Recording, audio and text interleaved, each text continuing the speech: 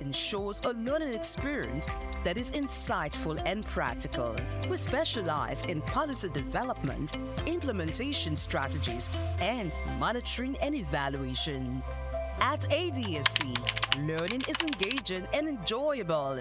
Our unique methodology includes talks, interactive exercises, games, video screenings, and lively seminar discussions, all in a comfortable and friendly environment. For more information, email us at info@adstudiescenter.com or call +234 912 039 2362.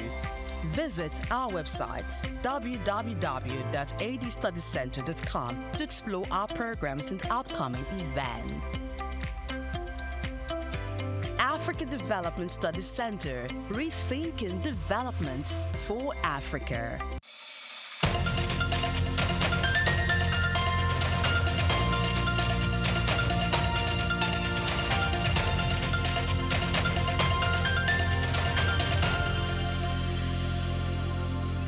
Welcome back. Many thanks for joining us on the program. We are still speaking with Temitayo Akinyemi. He is a respected digital media strategist and innovation strategist whose work spans some of Africa's most influencing digital platforms, including HumeAngle, Tech Cabal, and Zikoko Citizen. Sincere apologies, Mr. Temitayo, for we took longer than we should, experienced some technical itch here. Welcome back to the program. Thank you very much. Yes. Now, since we are talking about finance, I know we should be wrapping up by now because we have another guest who is standing by to join us. So we're going to ask just one question each, then we can receive our next guest. Now, looking at this finance, you've worked in Tech Cabal, Zikoko, and HumeAngle. What is the next? What's the new business model you think that both government-owned and privately owned news agencies should be adopting at the moment, even without any government support? That's one. Then two, let's equally look about human capital development in the agency, which is quite instructive to, and have a very, very strong connection with the kind of content we should be churning out as a news organization. Thank you very much. So I recently worked with the Nigerian Media Innovation Program, which was funded by the Media Development Investment Fund in the US. And this meant that I had the privilege of working with some 28 newsrooms in Nigeria, trying to figure out innovative ways to stay sustainable and build new media products. And I would say that across the newsrooms that we worked with, and across the ones that I work with very closely and on an almost weekly basis, I would say the things that I have found to be most endearing that people are willing to pay for is information that puts them at the center of it. And I think it goes back to what I've been saying about personalization. I think NTA, for instance, is very, very far from people. Maybe it can reach people because it has more assets, but it's very far from people in terms of what people really like and what they want to hear and the kinds of things that they are looking for in relation to news. But these new digital platforms have more data, they have more relationship, they have more. They are building more trust with the news consumers, and what that is doing then is that it's putting people in a situation where they are feeling much more compelled to pay for news. Again, it's not at a point where all news media organizations can say, "Oh, we are profitable yet," but it's at a point where the trust is developing. Nigerians are paying for news, news that fills their needs across different platforms, and these platforms that are able to build that kind of trust are also platforms that are able to build good relationship with the community that they are covering, and are also very importantly able to train their journalists and support them towards becoming the kinds of professionals that can compete on a global level and create stories and news uh, that are as important and as pivotal as the kinds of stories that you would see on platforms like BBC or Al Jazeera, Washington Post. Yeah. We just need more time and more runway for a lot of these experiments to work out. And hopefully, as those experiments are being worked out, the Nigerian economy also gets better. If people find reasons, people might not be willing to pay for every kind of news that they see, but if they find reason to pay for maybe news that tells them what is happening in their local government every week, I'm sure that we would see more situations where people will pay for those kinds of stories. Uh, in Nigeria and in other African countries, as we've seen in South Africa and in some places in Kenya. Okay. All right. So in closing, we live in a digital-first environment. So how can media organizations, how can they balance the pressure for speed with the need to meet accurate, with the need to make sure the news is accurate? Then secondly, how can media organizations, approach misinformation and disinformation? So for speed, again, it goes back to like trying to use new technologies to your best interest and to fulfill your audience's needs. So that could be building tools like factcheckafrica.org, or building tools that help to transcribe segments and give it to people, building tools that use your existing data sets, your existing data infrastructure to answer questions about what might be going on in the world. But also, it also means building the kinds of network of the kind of interconnected network of trust, where even if you have not yet done a fact check piece, people trust you enough to wait for you to provide them with the information. And like we no longer live in a period where people wait people still read newspapers, but people don't wait for newspapers before they start forming their opinions in a 24-hour period. Being fast could mean producing things as soon as they've happened, or giving your reporters 2-3 hours to properly collect all of the information that they can, and to do a story within 3 to 4 hours of something important happening. The thing that is most central to all of this and to the future of news consumption is being able to build trust through the kinds of tools that you are building, through the kind of solutions that you are building in your various newsrooms, and for the various purposes. So people who are covering finance will probably think of trust differently. People who are covering tech will probably think of trust differently. People who are covering insecurity will think of trust differently. But the most essential thing is that we build trust and that we build tools that help us to, sell that trust to the people that we are covering, or that we are covering the news for, in whatever the respective case might be. Thank you. All right. Thank you so much, Temitai Akinyemi, for your time with us. We really do appreciate your conversation with us on the show today. Thank you very much. It's been a pleasure being on the show with you today. Yes, Temitai Akinyemi is a respected digital media strategist and innovation specialist whose work spans covering Africa's most influential digital platforms, including HumeAngle, TechCabal, and Zikoko Citizen. He focuses on audience engagement, multimedia storytelling, and the integration of technology in modern newsrooms, with extensive experience building digital communities and helping media organizations adapt to rapidly changing consumption patterns. Temitai is widely regarded as one of the leading voices shaping the future of African journalism and information strategy. Thank you so much for your time. We do look forward to having you next again in the program. Thank you very much. It's been a pleasure, and I look forward to speaking with you again in the future. Okay, thank you so much. Now, without wasting more time, this is what we will be doing in part 2 of the program. We're talking about human capital development, and it's talking about the practical pathways to building Africa's technical workforce. And this refers to the real achievable steps African countries can take to train, empower, and grow a strong pool of technically skilled professionals.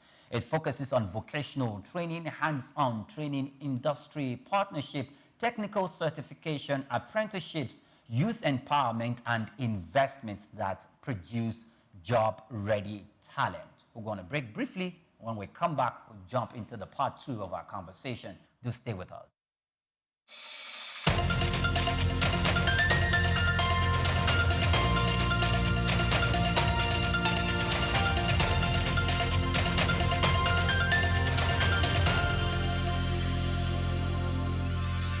The Seychelles, a stunning group of islands in the Indian Ocean, has become a distinctive figure on the African continent due to its expertise in marine tourism.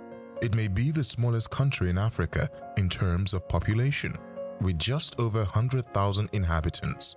But economically, it is considerably more powerful than its size, and its most valuable resource is the sea. The Seychelles economy is centered on its coastline and pristine oceans, much like many other countries that mostly depend on natural resources like minerals or oil. Tourism that is high value and low impact is vital to the nation's economy. Luxurious eco-resorts and unspoiled natural reserves that characterize the Seychelles experience attract tourists from all over the world. This type of tourism supports jobs in the hotel, transportation, fishing, and conservation industries, in addition to generating foreign cash.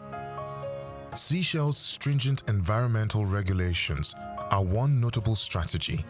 The nation boasts of one of the largest percentages of protected marine areas in the world, with over 30% of its seas classified as such. In addition to protecting marine habitats, this keeps tourism viable and attracts eco-aware tourists and foreign partners. Seychelles has also adopted blue economy practices, using the ocean to spur innovation in marine research, sustainable fishing, and renewable ocean energy. Through these initiatives, Seychelles is positioned not just as a tropical retreat, but also as an example of how tiny countries may prosper by protecting and enhancing their natural environment. Seychelles has been a continental leader in the blue economy idea, which uses ocean resources responsibly to boost economic growth in addition to pleasure.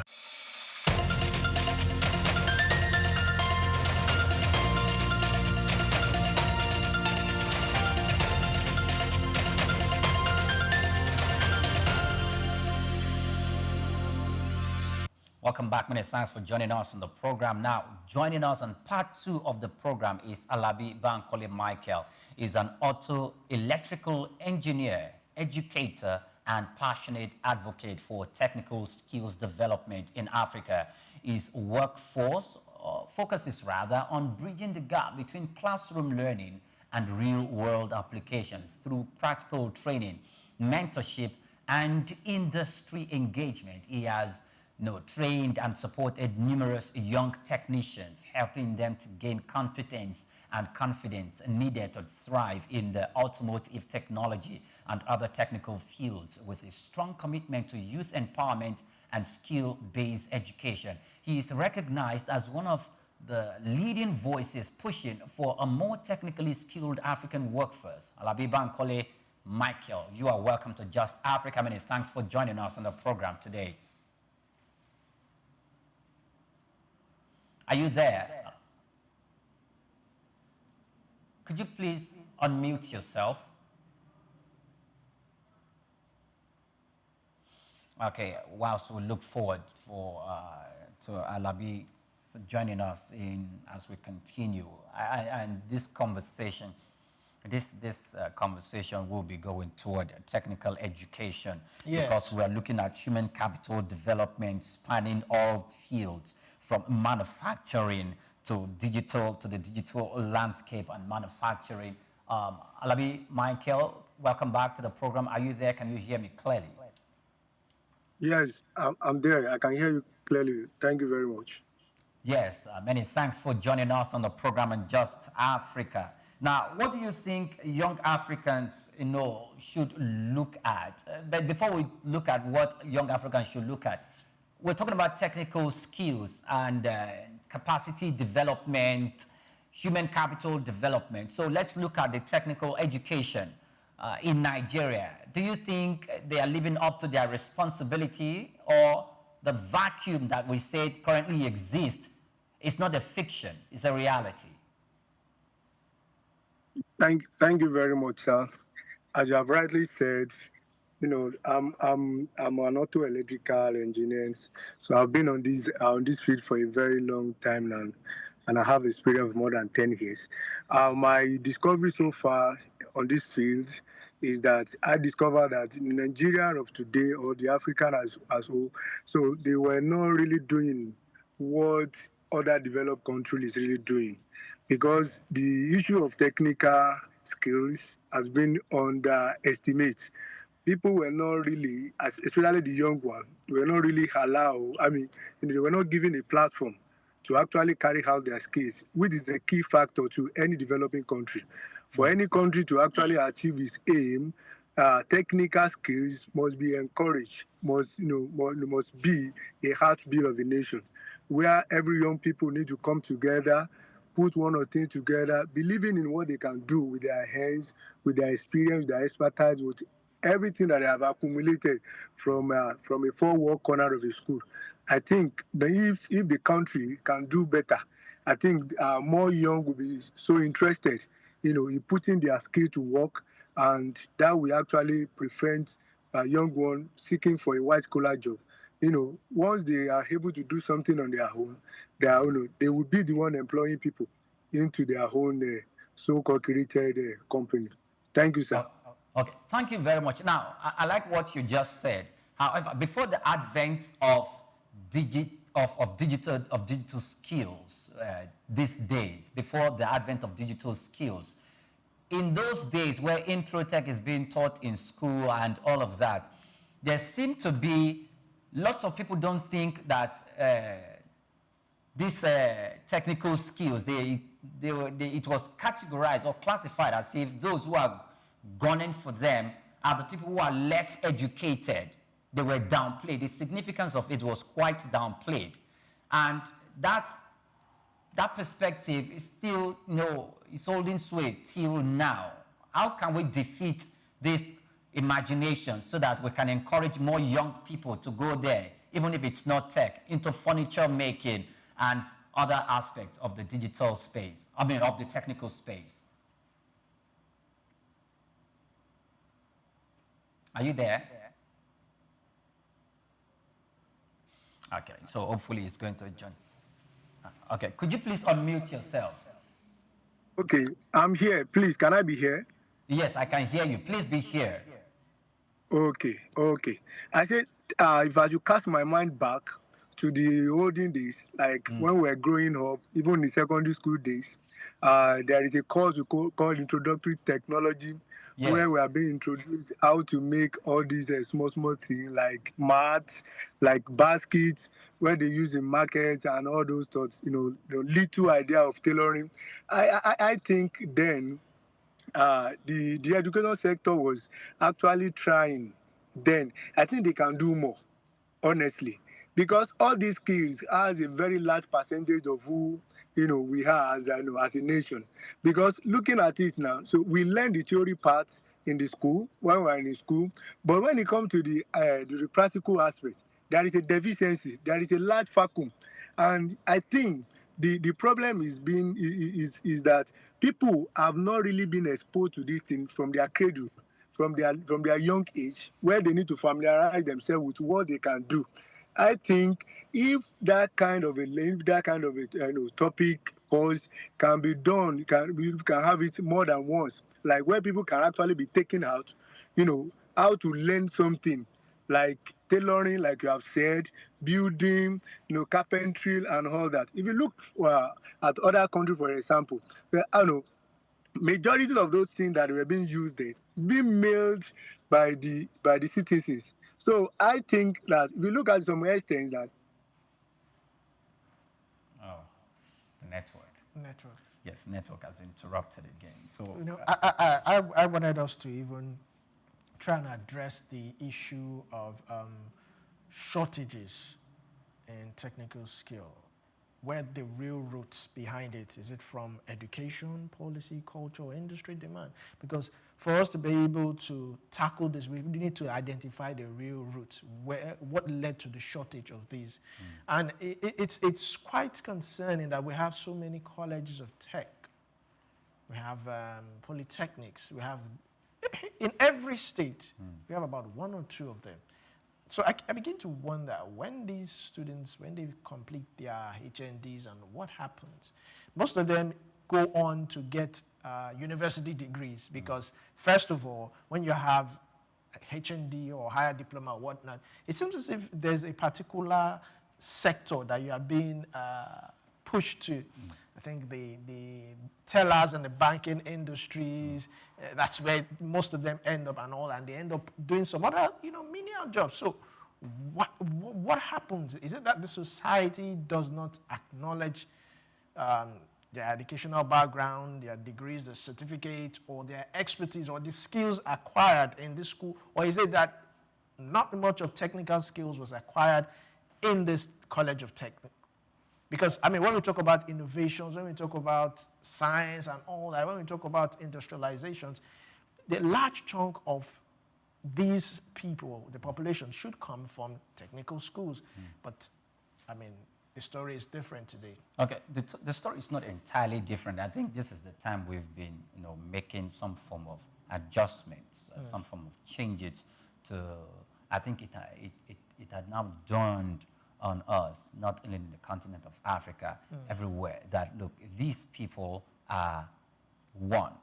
They are the largest employer of labor because most of them operate within the informal sector. Yes. And each person, whenever they are established, have a way of employing 2 to 3 or to 5 persons within their space. And that's in a very, very small scale also.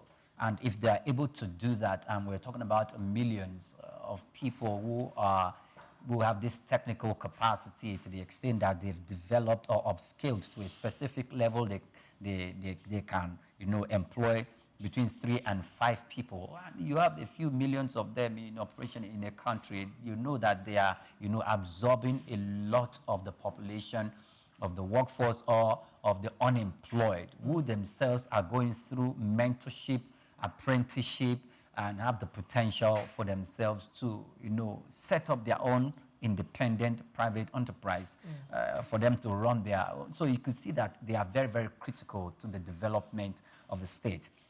In those days, like the question I was asking him, if you're going for bread making, because probably in the secondary school you're being taught home economics, yes, and you're thinking about setting up probably a booker by the roadside, maybe you know how to cook.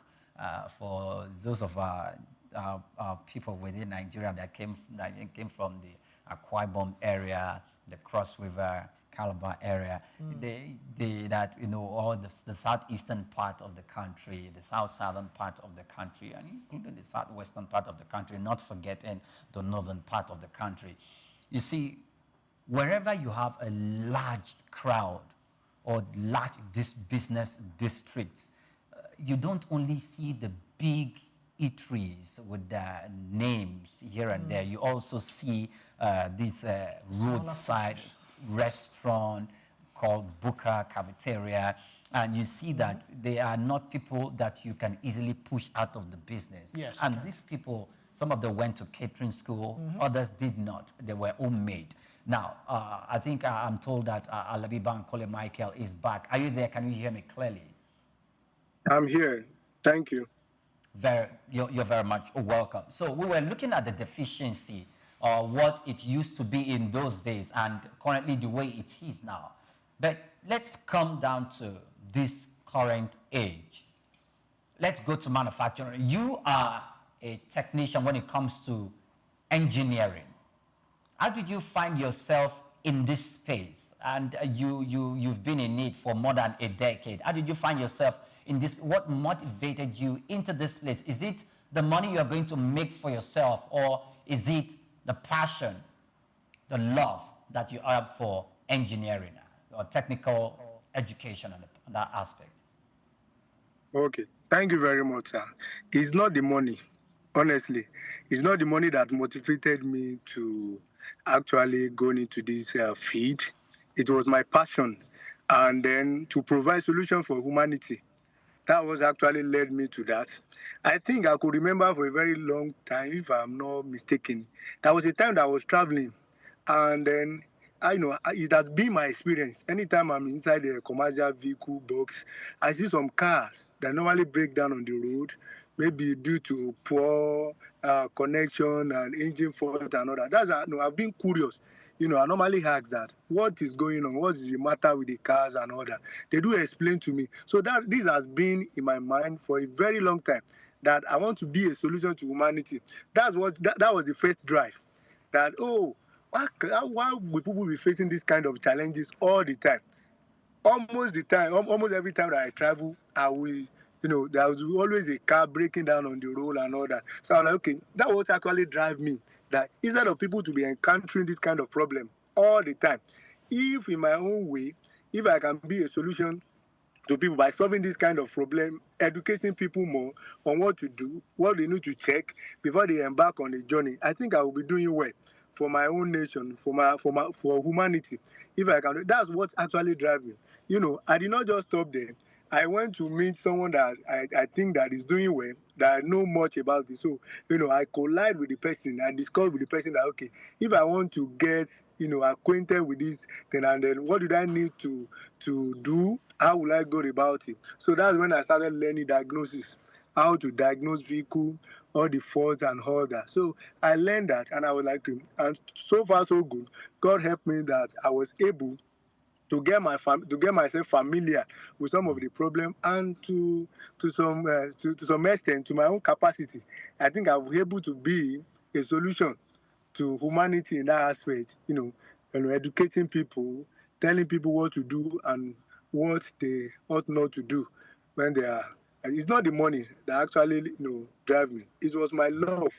It was love, and then my passion that actually led me to that, because I really want to be a solution. I believe in what I can do with my hand. I believe so much in that. Thank you very much. Okay, so now that you have been working in, by virtue of that, you went for apprenticeship or for mentorship. How long did you learn it?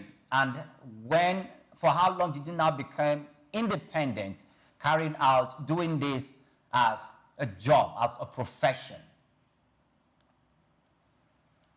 Thank you very much, sir.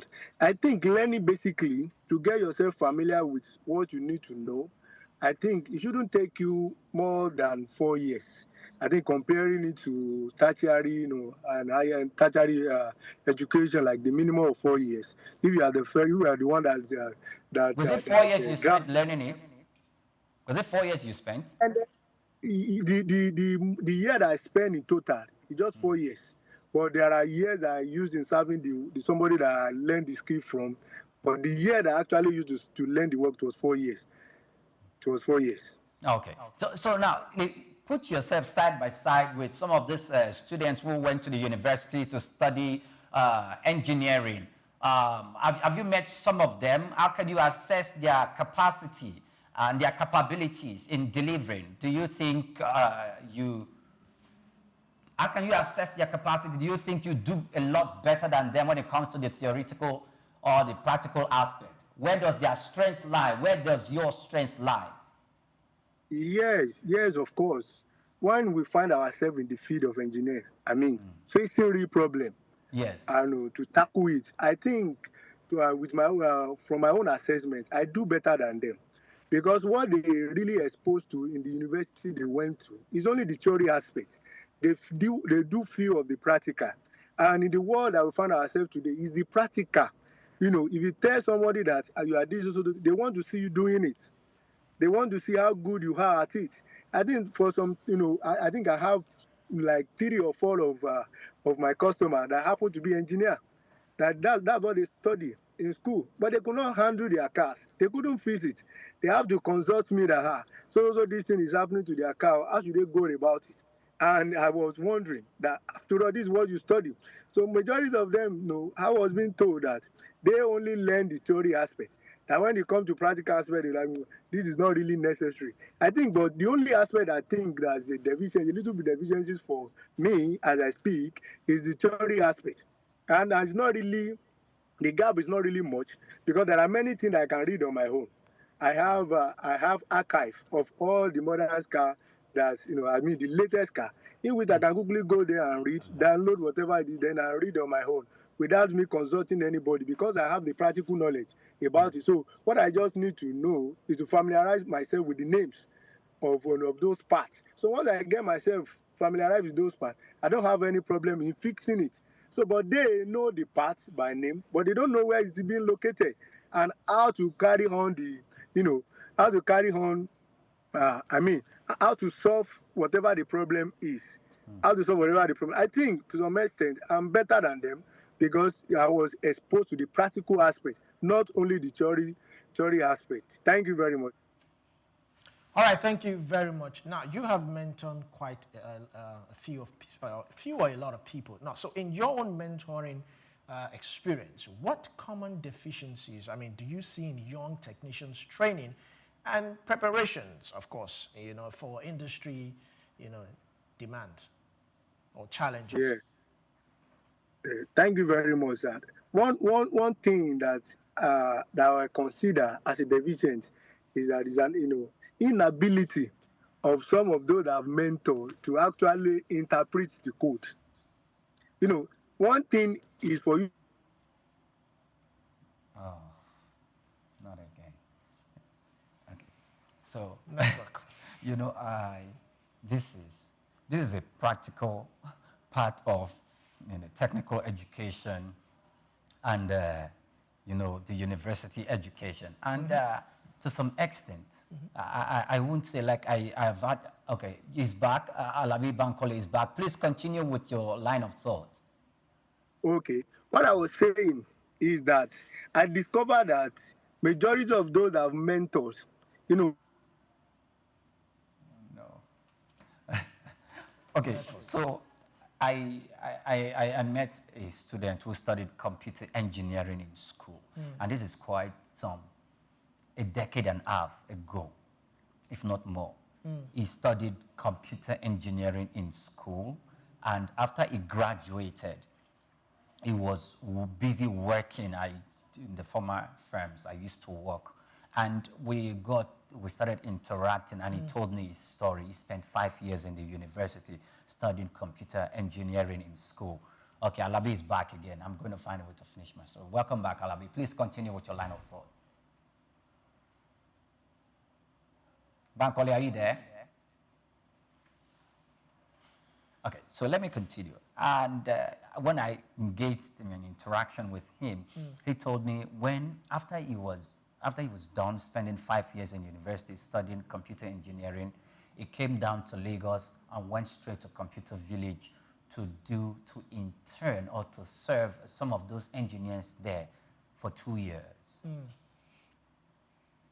He had to learn 2 years in Computer Village, the practical aspect, before he started working, because he told me vividly that, look, you will be told that these are some of the chips, some of the microchips, and some of the parts that you have in the system that he saw it physically, he cannot identify it. So he went through training for 2 years here in Computer Village. So I can relate very well with what Alabi Bankole is saying. Welcome back. Are you there? Thank you very much. Yes, as please I was continue saying, with your line of thought. Yes. There goes the network. No. So I think basically what he experienced was lack of practical knowledge while in the university. For instance, when I went to school, we had a studio, a media studio, where we go and, we do some recordings. We had a radio station. So I got into the practical aspect when I was in school, before leaving school. So I was fully aware. So when I got into a media organization, when I got into a media house, the instruments, the console. The console was not not new It to was you. not new. The microphone was not new. I was not camera shy. I was not this. I was used and accustomed to all that. So I think that's one of the things that we lack here, in Africa. We need to improve. That's one of the questions I wanted to ask him, that how can the government step in this time around, to equip our technical schools, our colleges of tech, how to equip it, and also the private sector and the public societal perception of technical careers. Yeah. Sometimes they play a role in discouraging people, because when you hear someone is a technician, you want to. You think it belongs to the lower rung in society. And I've met some technicians that are actually well educated. I've met the electrician in my area. He's well educated. He is well educated. And I like the fact that he would tell you certain things, and you will know that it's only someone who is well educated that can actually tell you this certain, information and all that. So it's one of the things that I think the government needs to do. They need to also try to make sure that the technical colleges are well equipped. You don't just enter the 4 walls. I mean, during my NYSC, I met someone similar to, but her own was different. She studied computer science, but she never operated a computer before. In fact, it was the days of the BlackBerry. She couldn't even operate a smartphone. It's quite fun. And you will wonder, so what did she learn while in school? I don't even want to mention the name of the school in the East that she attended. So it's quite, interesting, but concerning that, a lot of students graduate every year with no idea. I think that was the essence for industrial training that you do in your 2nd year and your 3rd year while running your program. You are being assigned to a particular organization and industry, basically an industry where you will get hands-on experience. That's the essence of industrial training. So I think, we need to go more than that. Schools need to be well equipped. Okay, so if Alabi Bankole is still there, can you hear me? Yes, I'm here. I can hear you. Yes, as we wrap up. Go on. Okay. I think I've able to express that the challenge is the inability of some that have mentored so far to actually interpret the code, because there are some times that there's some terminology that is being used, in diagnosis, the vehicle and all that might not be. You might not really familiarize yourself with some of the terms because they are technical terms. So I have to break it down for them to understand that what this thing is actually talking about. It's not something that cannot be worked upon. It's not something that you cannot understand, but it's just using another term. So I try to bring it down to their to the layman language, that this is what it actually means. And so far so good. They also have been able to relate with that, and they have moved on with their life also. Okay. Thank you so much, Alabi Bankole Michael. We would have loved to continue this conversation, but time is up and we need to go. I want to say a very big thank you for joining us on the program. It's been a delight speaking with you on Just Africa. Thank you very much. It's a pleasure to have you here also. Okay. Thank you so much. You're very welcome. Alabi Bankole Michael is an auto electrical engineer, educator, and passionate advocate for technical skills development in Africa. His work focuses on bridging the gap between classroom learning and real-world application through practical training. It's been a great moment. We look forward to having you next time again on the program.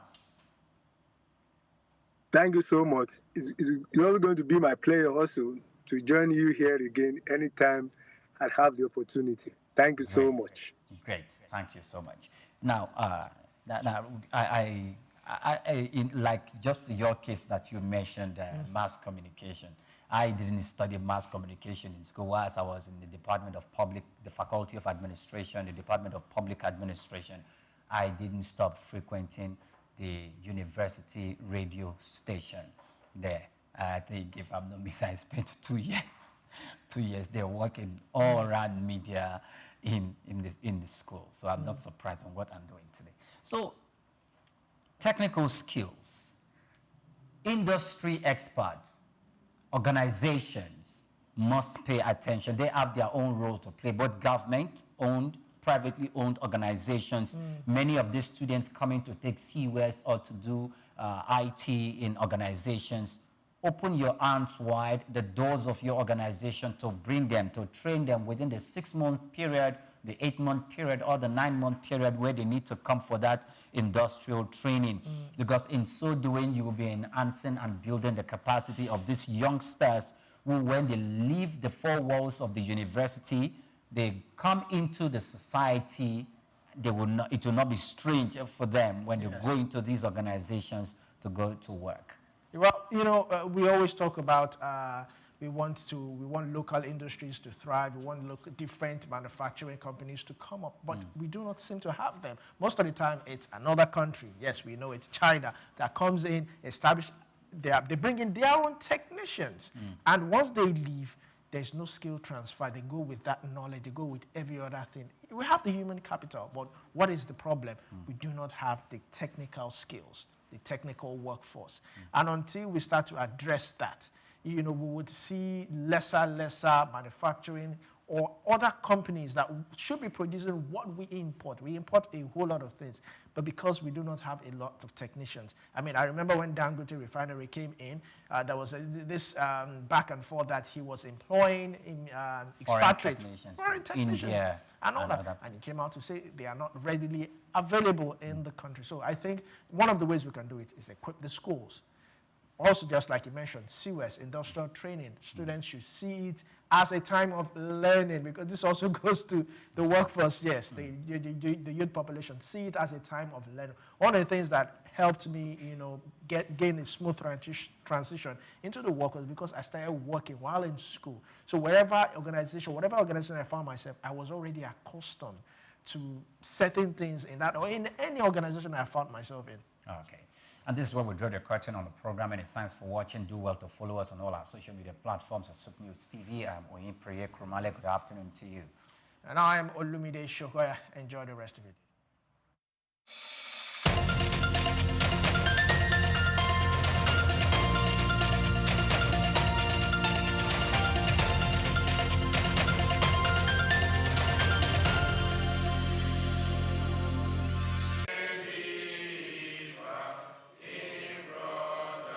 The Independent Corrupt Practices and Other Offences-Related Commission (ICPC) convened a one-day capacity building workshop in Lagos aimed at strengthening accountability, transparency, and integrity across Nigeria's local government councils.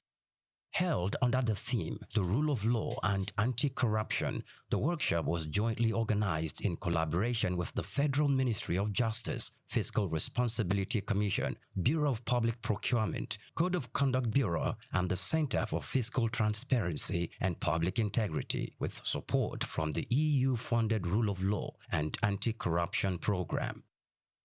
The initiative was designed in response to the recent judicial pronouncement reaffirming local government as an independent tier of government. State governments are prohibited from receiving funds allocated for local government. Its objective was to equip local officials with knowledge and practical tools necessary for effective governance, compliance with procurement standards, and improved service delivery at the grassroots level. Some will be deceived as it were too, but what is more important is that we all have a task to ensure that that autonomy granted to the local government, which is the third tier of government, is not abused. The Supreme Court's affirmation of local government autonomy is a monumental victory for all of us. It grants grassroots democracy. It grants you the power to truly drive whatever development you think you can impact on your people. However, great power demands great responsibility. Autonomy without accountability is obviously a recipe for fiscal disaster. For us at Fiscal Responsibility Commission, FRC, which is part of this coalition that is going from state to state to educate the operators, it's very key that we learn how to plan. Or a task, you know, that duty that you have been entrusted with in that your office, you are the one responsible for it. If you don't do it well, if you allow yourself, like my brother said, your village people, to make you to read procurement, to make you to collect bribe, to make you to spend outside budget. You know, we have local haram. Haram is what? Abomination. We have also fiscal haram. Are you aware? there is a concept called physical haram, and that is number one. Physical haram is any expenditure that's not budgeted. Spending government money without a budget is number one physical what? Haram. The participants engaged in interactive discussions and team exercises, explored case studies on corruption prevention, accountability frameworks, and interagency collaboration. They also participated in a question and answer section focused on addressing challenges and exploring practical solutions to enhance public accountability in local government systems. At the end of the workshop, participants expressed satisfaction with the quality of content and delivery, highlighting the relevance of the sessions to their daily administrative responsibilities. Organizers reaffirmed that the Joint Agency Initiative forms part of Nigeria's ongoing national anti-corruption agenda aimed at institutionalizing transparency, promoting fiscal responsibility, and strengthening governance structures at the grassroots level.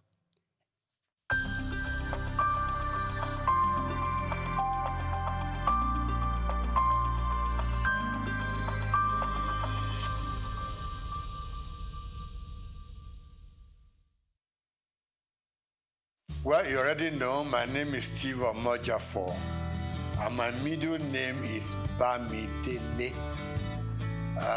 That was the name that my parents gave me at birth, because it was like they regarded themselves as not Lagosians.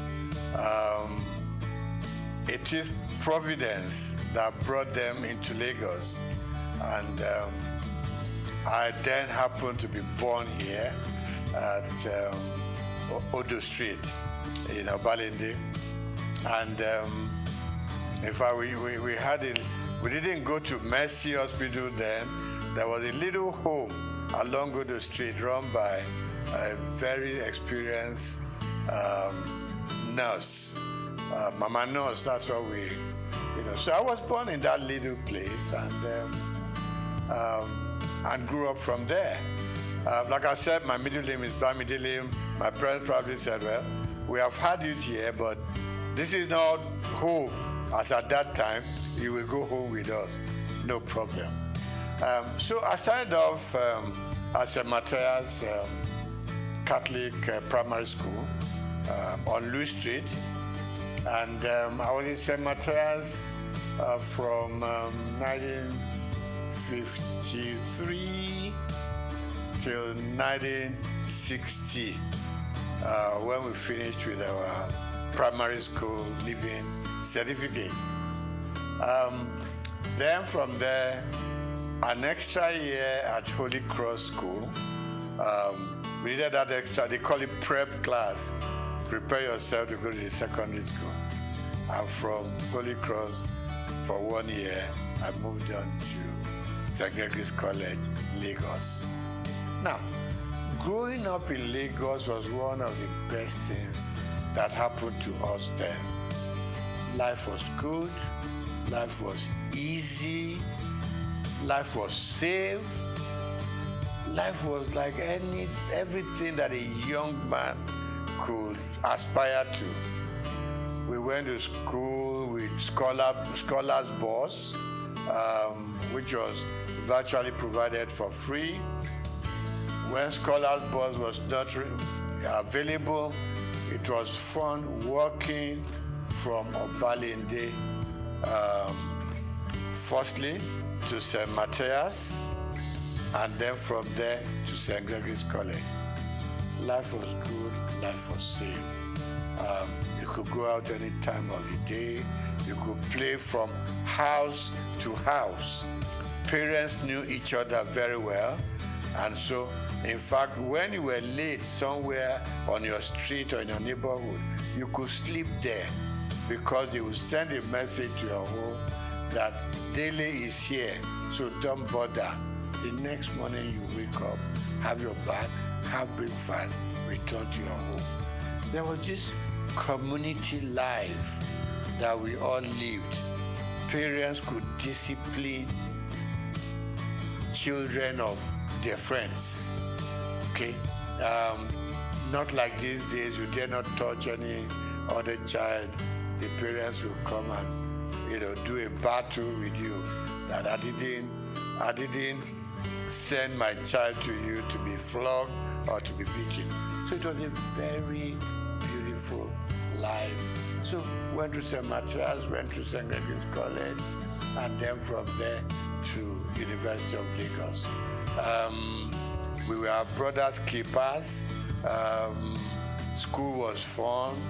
Teachers were all there just to teach you.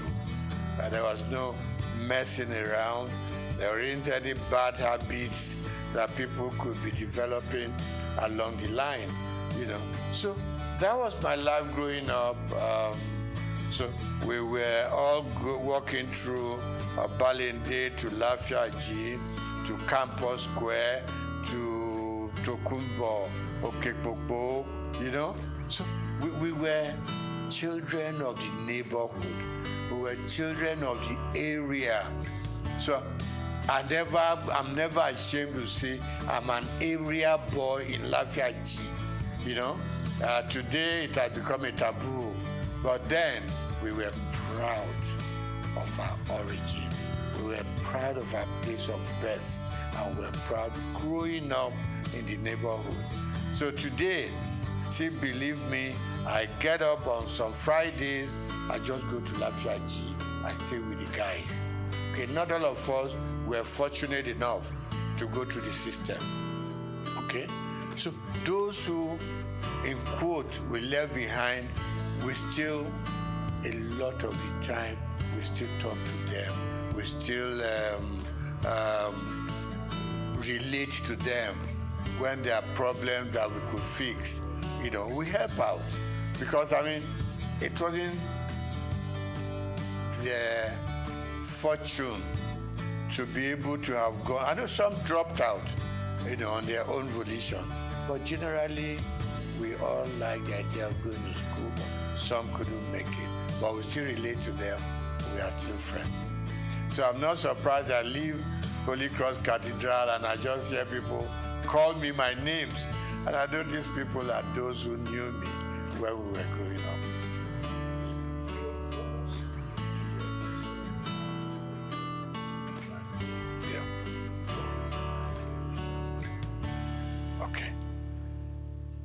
Let me start by saying that even at secondary school, I read a lot. I was interested in the newspapers, and a lot of the time I read something, there was always this beautiful column of letters to the editor. So anything that I read that I liked, I sit down, 2-3 paragraphs letter to the editor to compliment what they've done, to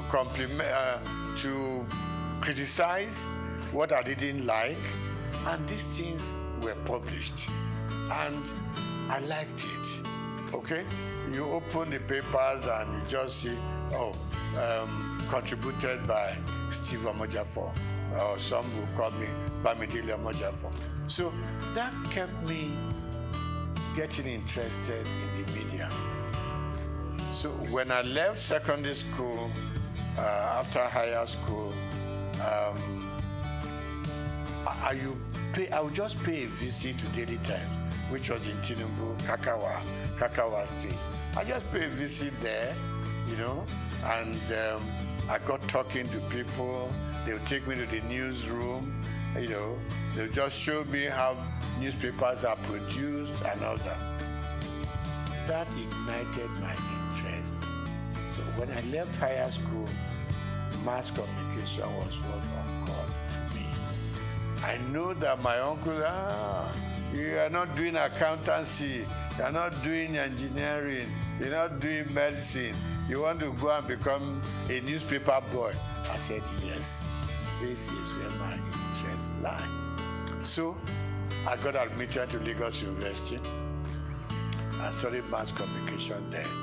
And while I was there, I developed a column in Lagos Weekend of those days. Every Friday I was contributing, and I was writing under the name of Akinbodilon. Now, Akinbodilon itself is a name that I picked up in a drama group. Because we had a drama group that we produced all kinds of little plays here and there at J.K. Randall Hall, you know. So one of the roles I played was Akinbodilon. So when I started writing my columns in Daily Times and Lagos Weekend, I just used that pen name, Akinbodilon. So I did the program and I started writing for Daily Times campus news, things that happened during elections, battle between the male and female, problems with the tutors and everything. So it became a very regular program. In fact, I inherited the program from late Golabo Ogusawo, you know, who was my boss in the Daily Times. So I did that program for 3 years. It became very popular. It got to a point, Vice Chancellor would call me to say, there's a little thing going on in the university. I hope you have covered it for your paper. And I said, I'm not even employed there. I'm just writing, you know. So I left University of Lagos, had all kinds of jobs that one could do, but I headed for Daily Times because I just had developed a path for myself, and that is journalism. Okay. So while in the Daily Times, worked with the Lagos Weekend, went to Daily Times proper and worked there. I was a columnist, I was a sub-editor, and also a reporter. Combined everything. So that was where my interest grew and grew, and it was very painful when I had to leave the Daily Times organization. And what did I go to? Lintas Advertising. When I walked into Lintas, and I said to the chairman managing director, and I said, I want a job. I said, just like that? I said, yes, sir.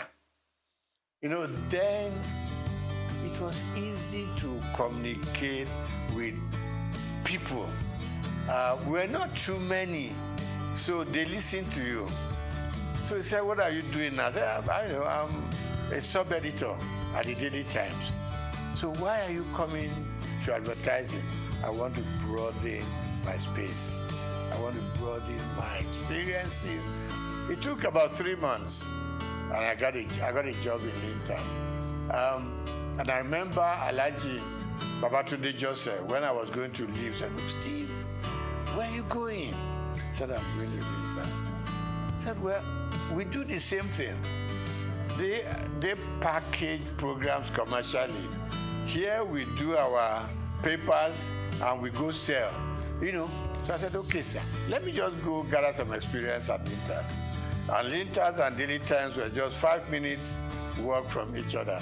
And I said, sir, if the editor needs me for anything, trust me, I will spend my time and money, do write-ups for Daily Times. So I was like working in advertising and still writing for the Daily Times, you know. So that was my life. From Lintas, we set up our own company known as Rosabel Advertising Limited. And Rosabel, was formed by 3 partners, you know, two friends of mine. 3 of us were at Lagos University at the same mass comm department. So we came out, and I left Daily Times to set up Rosabel. One of my partners left Cadbury to join us, and Akodusi left Admark, another advertising company. So 3 of us came together and we set up Rosabel. We call ourselves second generation agencies, because before then we were the Ogilvy, the Lintas, Grant Advertising, and so on. So we set up a small shop in Surulere, and it grew beyond our own imagination. From Rosabel, we set up a second line agency called McCann, STB McCann. Got affiliated to a company in America, McCann Erickson. So that was how it all went on. Now, I didn't do banking and I didn't work as a banker. The interesting story is that one day, while still at Roosevelt, no, STB McCann then, I got a phone call from somebody I've never met before. And I picked up the call. He said, my name is ABC, blah, blah, blah. And he said, the managing director of Zenith Bank wants to talk to me. So I said, there's no problem. I know I'm not owing any bank and all that. He said, no. He just wants to talk to you. So I picked up, he picked up the line and said, my name is this. I said, my name is this. He said, can we meet? So I said, she no problem. He said, no. So we agreed to meet. And it got to be that he wanted to appoint a couple of directors for the bank before they went public. And what I said to him was, I'm not a banker. I didn't study finance or economics. He said, no. What I want from you is your name and your integrity. Nothing beyond that. That was the beginning of the story. So I got onto the board, and I learned a lot. You know, I'm somebody who doesn't get to a place and I want to show them what I know or what I don't know. You could make a fool of yourself sometimes. So for me, like the first 6 months or 1 year, was just go to the meeting, listen to them, know where they are coming from, know what the focus is, and know what the expectations are. So I picked it up from there. Gradually, I got into the system. Of course, naturally, buy some books on banking, finance, just read, you know, so at least you know how the banks operate. I've always been a customer of the banks. It is very small scale. And all I did was follow the banking trend. You know, there weren't too many banks in Nigeria at that point in time, but I followed through. And that was it. I got onto the board. And somewhere along the line, there was the policy of the central bank. The managing director had to step aside, so to say. The chairman had overspent some time regulated by the CBN.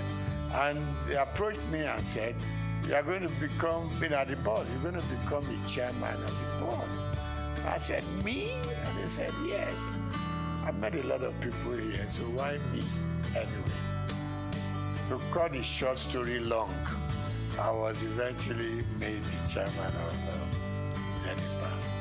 And I was there, I was chairman for 4 years. And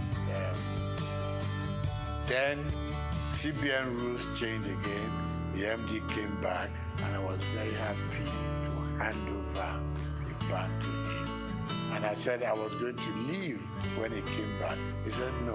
Statutorily, as he had 2 more years on the board, that no, you got to stay and live out your time. And then, so I did. And after 12 years, I eventually bowed out from the bank and returned full time to my own job, which I've been known for, and that is the media world.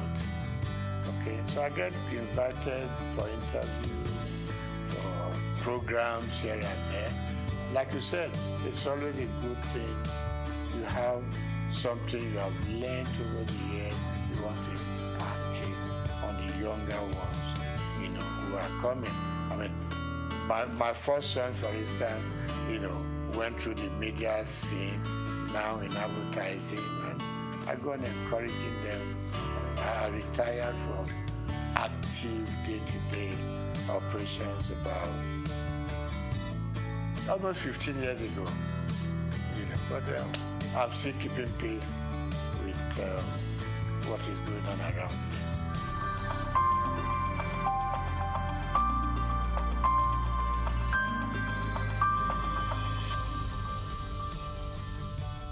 Yeah, I mean, the society itself is very dynamic.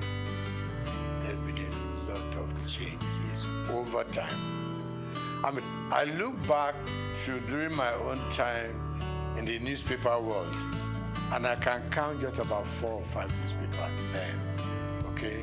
Morning Post, Daily Times, The Express, and a couple of others.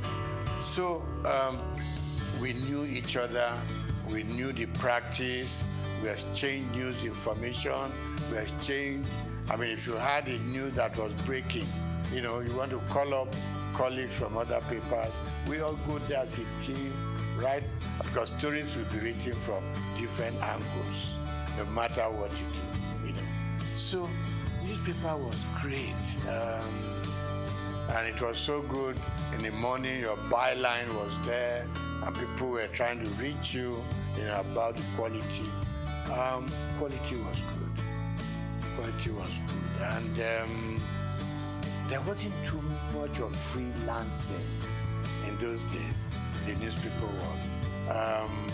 So you were either fully employed or you didn't belong. Same thing for radio. I mean, for instance, television I didn't do much about. While in journalism and in newspaper world, I was writing for radio, okay? Interesting stories. I had, there was a name to this program, the Oddities, Odd World. So we were picking up things that were odd. People that didn't imagine what they were. It's not something that was very common. So we went on doing that. So newspapers were growing, radio was growing, television was growing, and out-of-home media was also growing. And talk about the dynamism of the system. Suddenly, people were now going out of buying a newspaper every day to sit down and hold it in front of you, trying to read from beginning, from cover to cover. Other forms of communication came on. With the advent of mobile phones, things began to change. In our own time, it was the phone you put on the desk and you were dialing it, a lot of the time you could never get across, okay? Suddenly, mobile phone came onto the scene. And news coverage was transformed completely from what it used to be. Okay? So now people on their phone could reach out, you could touch Germany, touch America, touch all parts of Europe, just sitting down in your office to gather information, gather news, what is new, And then, of course, we now had more television stations, no longer NTA alone, okay? Now, with the new stations, things were just expanding. Things were broadening up, and news gathering became something new altogether, and everybody was heading for a new phenomenon altogether. So today, you don't have to be a big guy to be able to tell your stories. Little children tell their stories, females tell their stories, So really we have moved from the days of waiting to read your newspaper to gather your news. Now, with your phone on your palm, you could do wonders all over.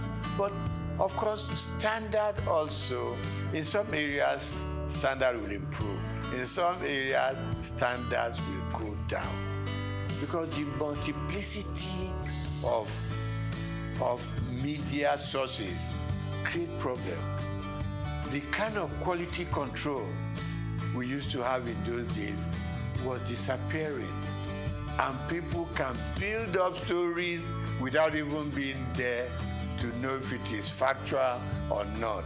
So of course, the turmoil that we are going through in the media space now is better imagined. But I still believe that for those who have structures like the one you are building up now, will enable people to know that you've got to check, you've got to cross-check, okay? We have laws that control what we say, what you do, what you publish. Of course, they are not as rigid as they should be, So in terms of content these days, you have to ensure that you check your facts before you can believe, what they are saying or make any sense out of them. So really it has become all commerce affair. And this is not going to be the end. The explosion is going to continue. Maybe in a few years to come, we're going to have a stronger media control than what we have now. People are building content. You go on YouTube, you go on all kinds of media, and you are getting all kinds. What you hear from your WhatsApp is different from what you're going to get in your YouTube. You go to Instagram. People are selling themselves with all kinds of stories. So really, for me, we've gone through the era of sanity. Yeah? And I hate to say, we've gone into the era where anything you can think of, say it, write it, do it. And for the consumers, it's like you either take it or you leave it. But it's good that we can now reach out much, much widely. Thanks to our mobile news. You talk to people in any village in Nigeria, and suddenly one thing that didn't grab us so early was you open up your Google map, and you don't have to stop people on the street anymore. Show me where I'm going. Just go to the app, and it leads you to the front of the house you are going to. So we have a lot of improvements, and I think it's going to be improving some more. All we just need to watch is to ensure that we remain truthful and we remain factual, so that we don't mislead people on the street, particularly people in the rural areas. One day you just see everybody running helter-skelter because somebody posted in news that is not correct. So we need to watch that and put some more control. But I like the growth in the media space. Let's get back.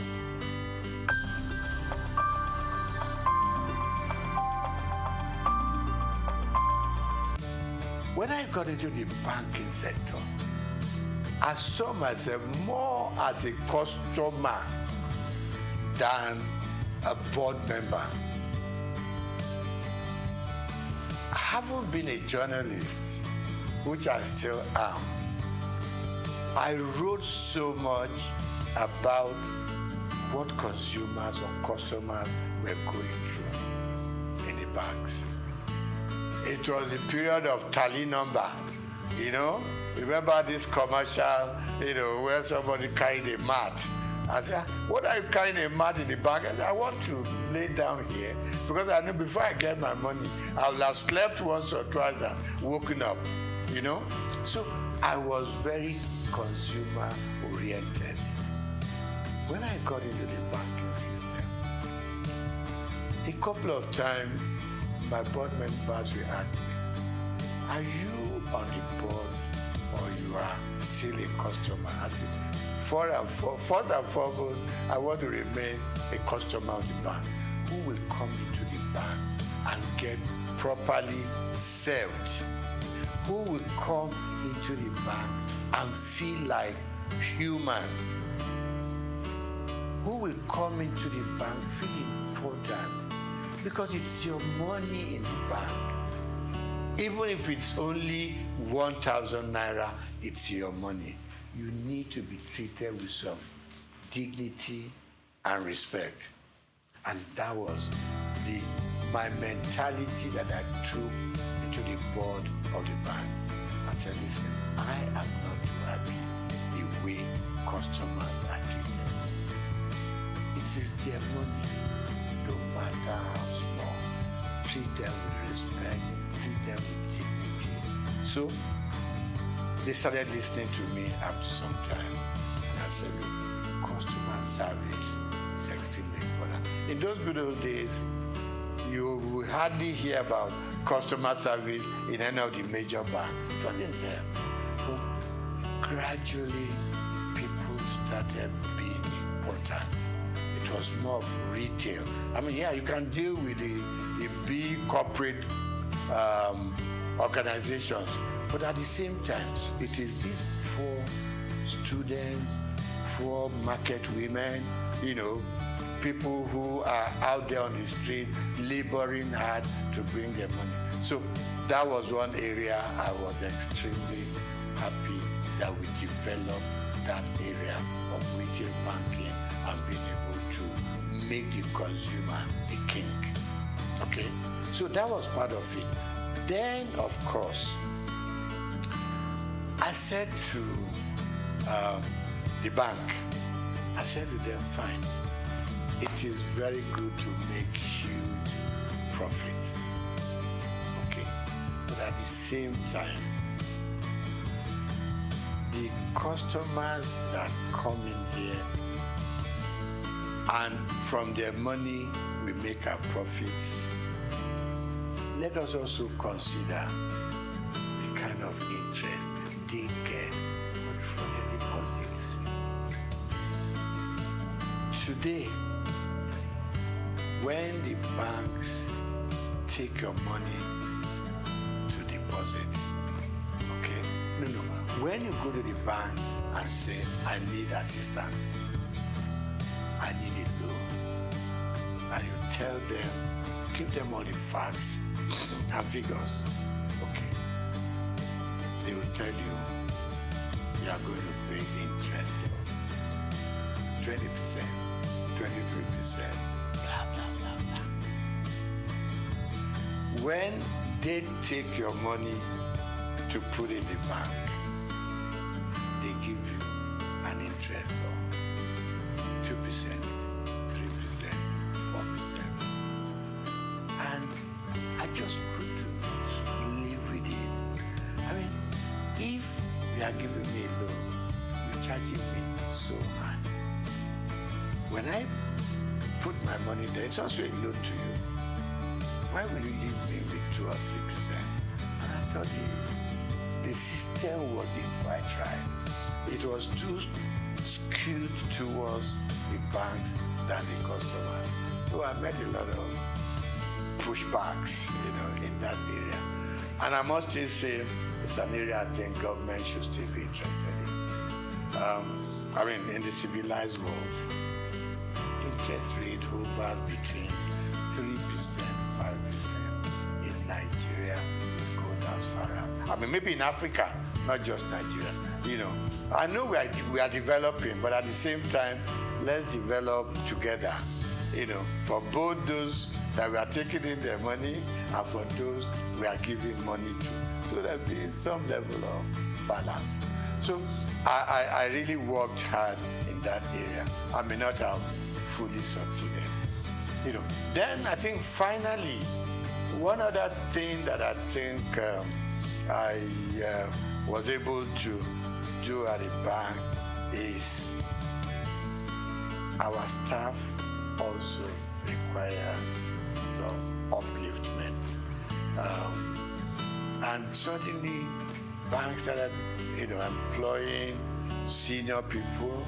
They started moving people up. they look more at the system now than just ownership. So generally, of course, more banks have come into the scene. A lot of new banks, so people can spread out, and salaries started going up for bankers and all that. But of course, requirements were also extremely high. So generally, I think today we have a much stronger banking system, and we are still going.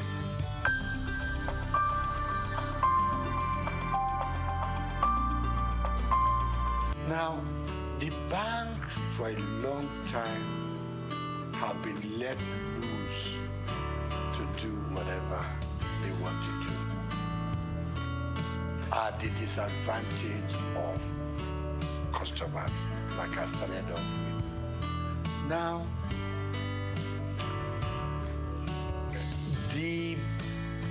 our leaders, and when I say leaders, let me point on just our presidents. The system was such that our presidents could do anything they like with the banks. It was almost an extension of the State House. You just pick up your bell and you ring, and you know, the governor of Central Bank will come shaking, because you had the power to bring him in and fire him. So he had to respect everything that the president wants. And it's wrong. This time around, I can say, even in some parts of Africa, you couldn't run the central bank the way we run it here. All the CBN governors wanted to do, please the president, and you are free to do whatever you want to do. And it's wrong. It's wrong. I mean, take even Britain here. Have you ever heard this kind of relationship between the Prime Minister of England and the CBN? No. Everybody has his mandate. In places, in climes like that, the president doesn't call up the central bank governor. Go and do this. Go and do that. Exchange rate should be done. Change your policy to be done. I mean, that's part of the problem we've had in this country. So the last government and their CBN just ran this country to their whims and caprices. You leave your monetary policy. In fact, you were running both monetary and fiscal at the same time.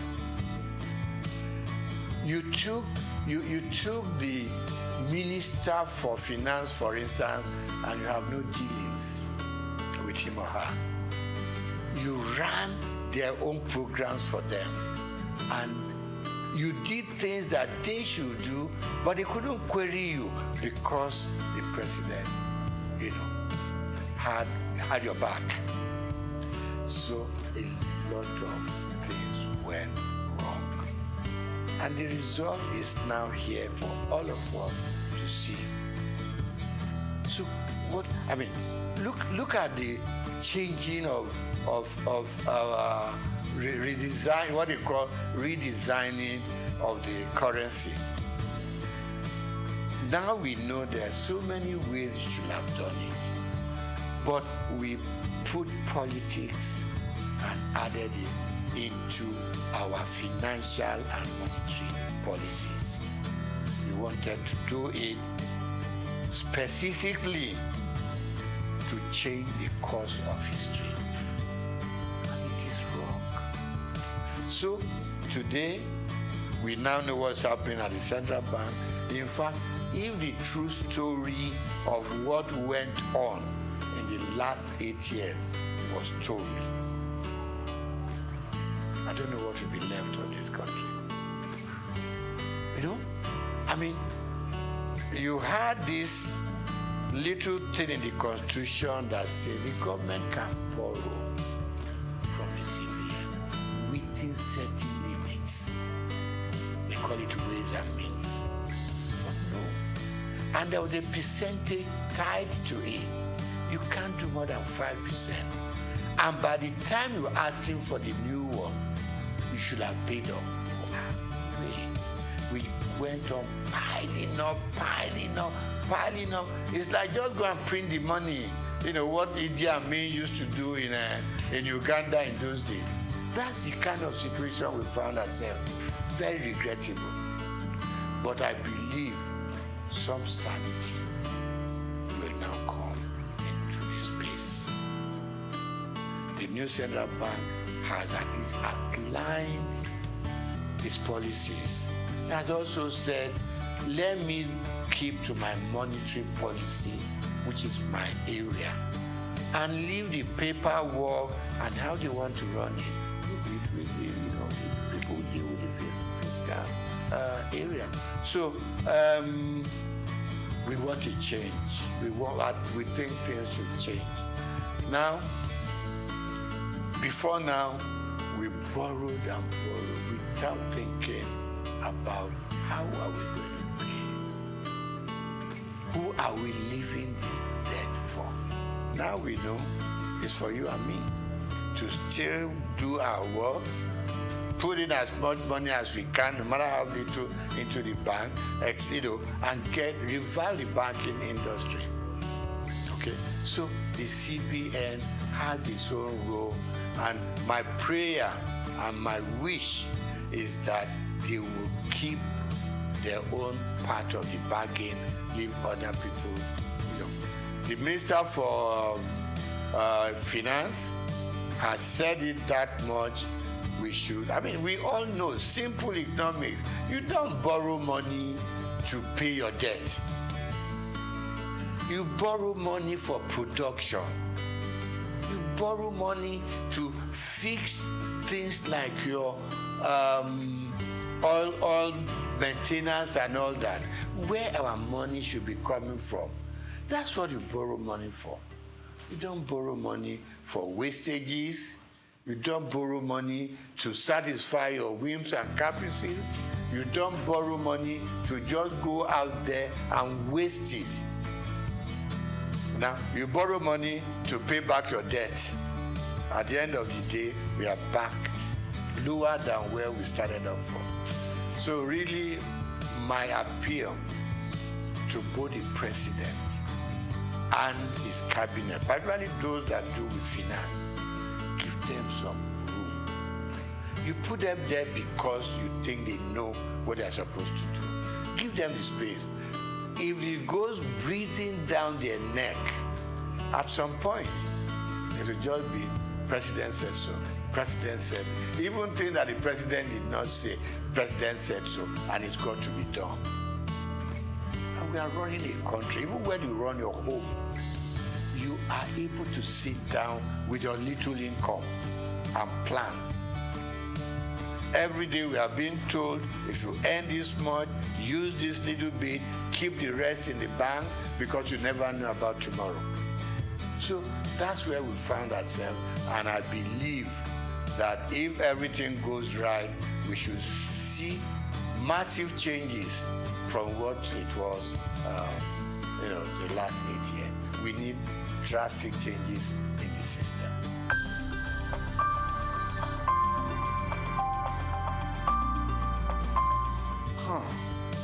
My mom in Abalinde used to say to me, when I want to be lazy, he will make sure you do what she wants you to do. And he will remind you that hard work doesn't kill.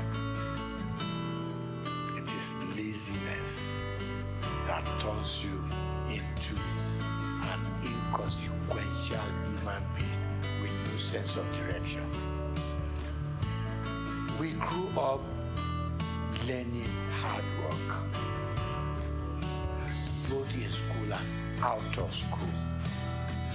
I, for instance, hawked on the streets of Lagos with my mom.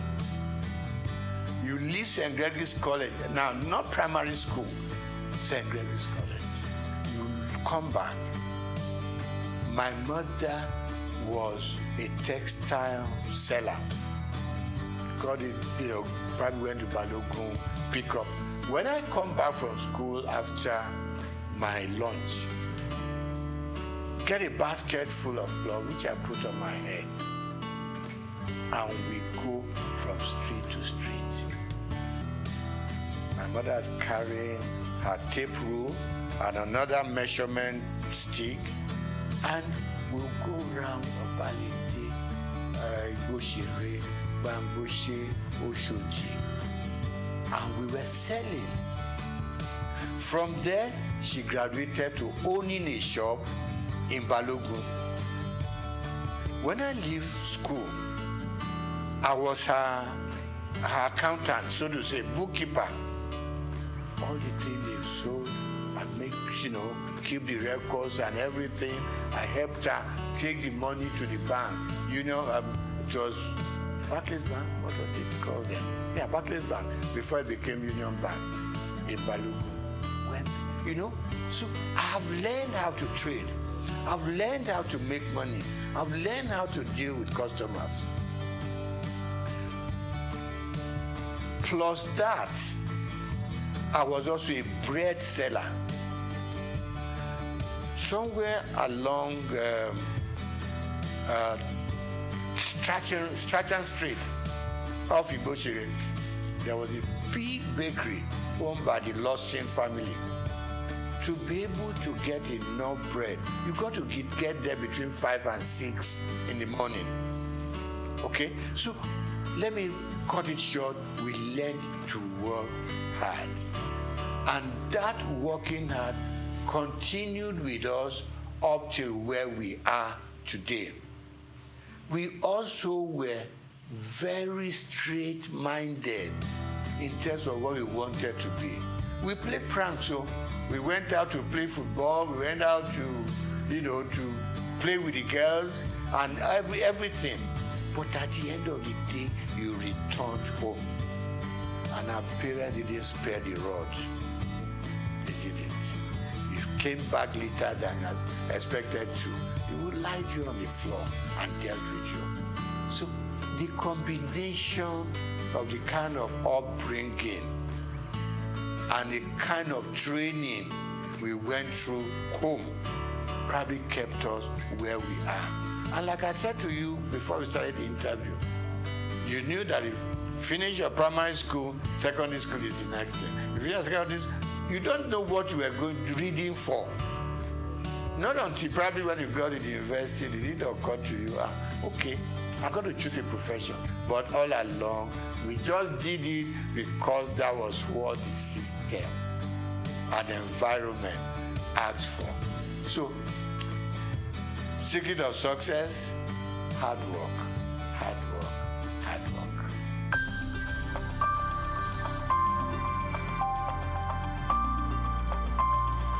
No. I had a father who was very finicky about appearance. When I lived on Igoshere Road, our church was on Louis Street, so to say, walking distance. He taught me how to wear full agbada right from primary school, secondary school. I mean, today, you just wear Buba and Shokoto, you go to church. Never was that happening. It's got to be full. Right. Then from there, by the time you got into, my father died while I was in university. Before then, he was always having this very thin bow tie, not this bigger one, bigger sizes now. Thin, even when his dress is khaki, he still had it on. So I admired him, but initially I was on my long tie, up till a point, and I look back at some photographs we took when we were in the secondary school, and I thought, no, let me go back to those old days. Some people tell me it makes you look old. I said, I don't mind. you know. But these days, I have just acquired that fashion taste, you know, which has suddenly become my, what do you call it? Become what I'm known with. And I enjoy it. And I encourage people, once in a while, put on your bow tie.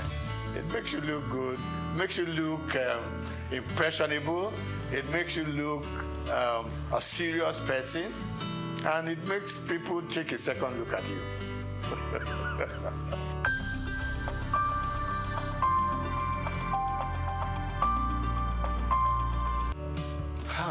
I think, number one, parents started sparing the rod. Call it civilization, call it growing up and all that. Parents started sparing the rod because they always whipped us to shape. You knew what was expected of you, and you did it. Because if you didn't do it, your punishment is waiting for you. But as we grew up, I mean, you probably will ask me today, do I use the rod for my children, for instance? And the answer is no. And why it is no is that these days the children look up to you. They are more exposed than what we were. More exposed. They know what daddy does. If you show them a bad example, they will repeat that bad example. If they know that when daddy wakes up in the morning, before he goes anywhere, he needs time to say his prayers.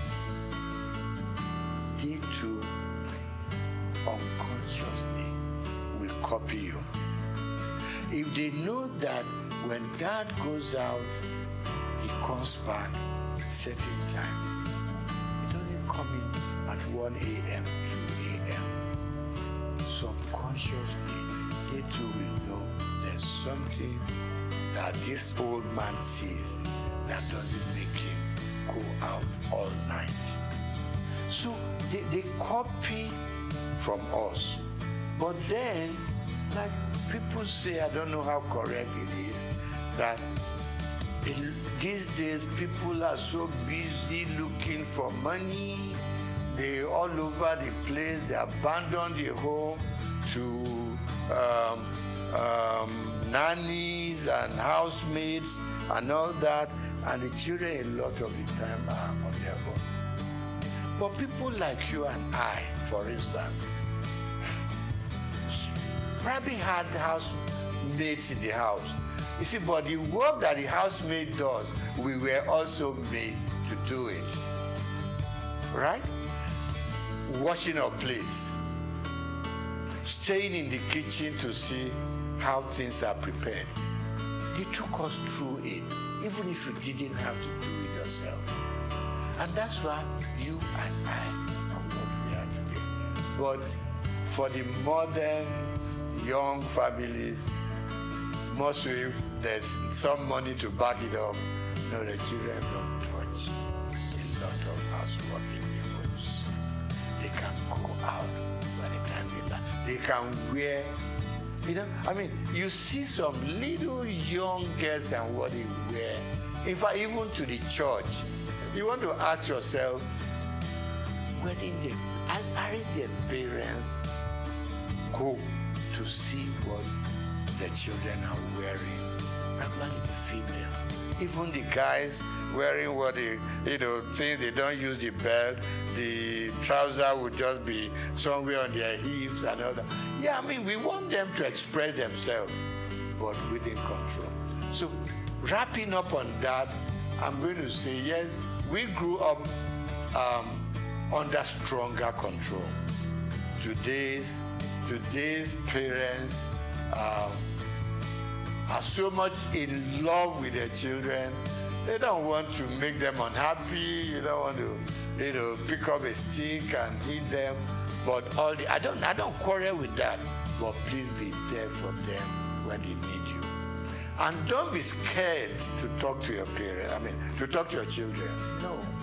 We should never be scared to talk to them. Because they are not going to take us over. They are our children. So what you don't want them to do, communication, extremely important. Talk to them. Let them, because peer pressure is extremely strong out there.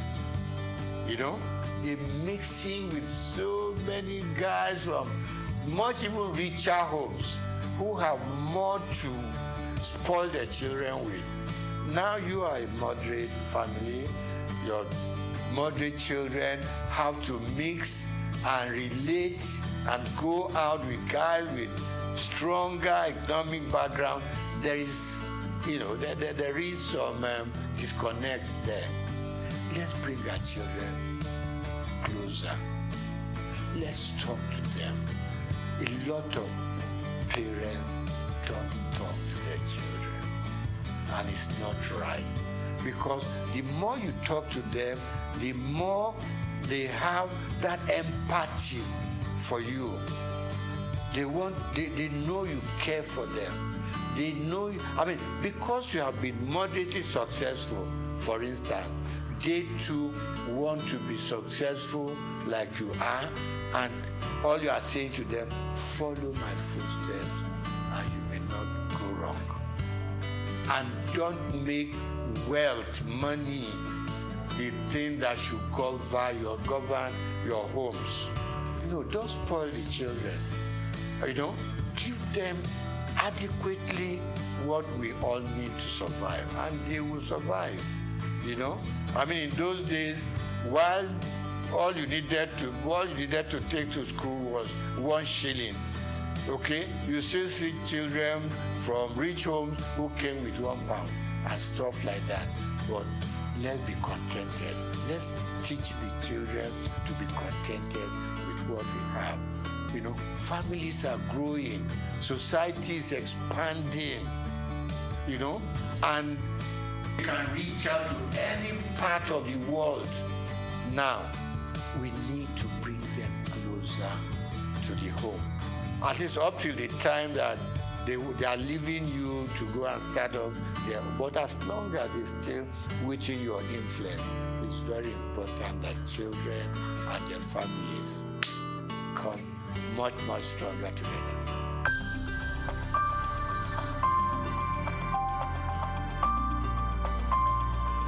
I'm going to start with sports. I was an avid squash player. Okay, back in school, a bit of football, a bit of tennis, and other. But when I started growing up seriously, I loved squash. And I played squash until I was over 50. Okay, and the doctor said, slow down on squash. So today, I do my swimming. Okay, I still do my swimming 2-3 times a week. Okay, and then of course I work. There's this thing that keeps on saying, if all you can do is work for 30-40 minutes a day, okay, and then of course I'm an avid fan of football up to today. I wish we could develop a local league so that I could slow down on my European Premier League sessions. So I love football and I love lawn tennis up to now. Now, favorite color, subdued. Okay. Hot colors frighten me. Okay. And if you have to do it, just make it minimal. When I pick my dress, for instance, you got to know you want the kind of shirt you want to wear to match the color of the tie you want to use, to match the color of your suit, so it doesn't run riot. So it's extremely important. And I say to my friends, Just Google it. What color matches this and what color matches that, you know, so you don't become like a Christmas tree, you know, on the road. That was the third one, food. I grew up enjoying my eba and amala. Growing up from Obalinde, okay? So I do my eba, I do my amala. Rice, occasionally. But then these days, from age 70 upwards, oh, the doctors are screaming, watch what you eat, what the quantity you eat. So my wife draws up a weekly timetable. Monday is this, Tuesday is that, Wednesday is that, and she manages to mix up a slightly heavy one and a slightly lighter one so that you have a good mix. With age, you cut down on a lot of things. Cut down on your booze, cut down on your champagne, you cut down on your wine, you cut down on your salt. In fact, it's like they're punishing us. But then they say that is the way to go to be able to at least live longer and enjoy more of life.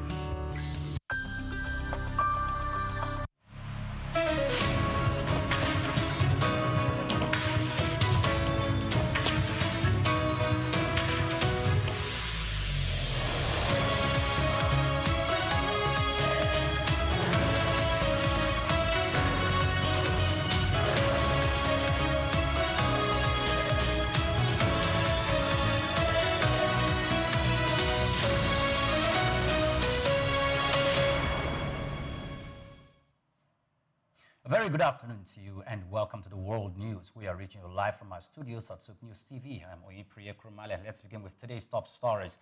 The federal government is yet to present the 2026 appropriation bill, raising concerns over stalled capital projects amid a disrupted January-December budget cycle. And Lagos State government records unprecedented interest in latest bond issuance with subscription totaling 310 billion naira. Africa Finance Corporation says African Development Bank should be advanced same rights that the International Monetary Fund enjoys. And energy bills in the United Kingdom are expected to plunge slightly at the start of the year, offering temporary relief to households after months of elevated costs. And in the world of sports, former Real Madrid striker Karim Benzema suggests possible return to Spanish club while remaining uncertain about his future at Saudi Arabia.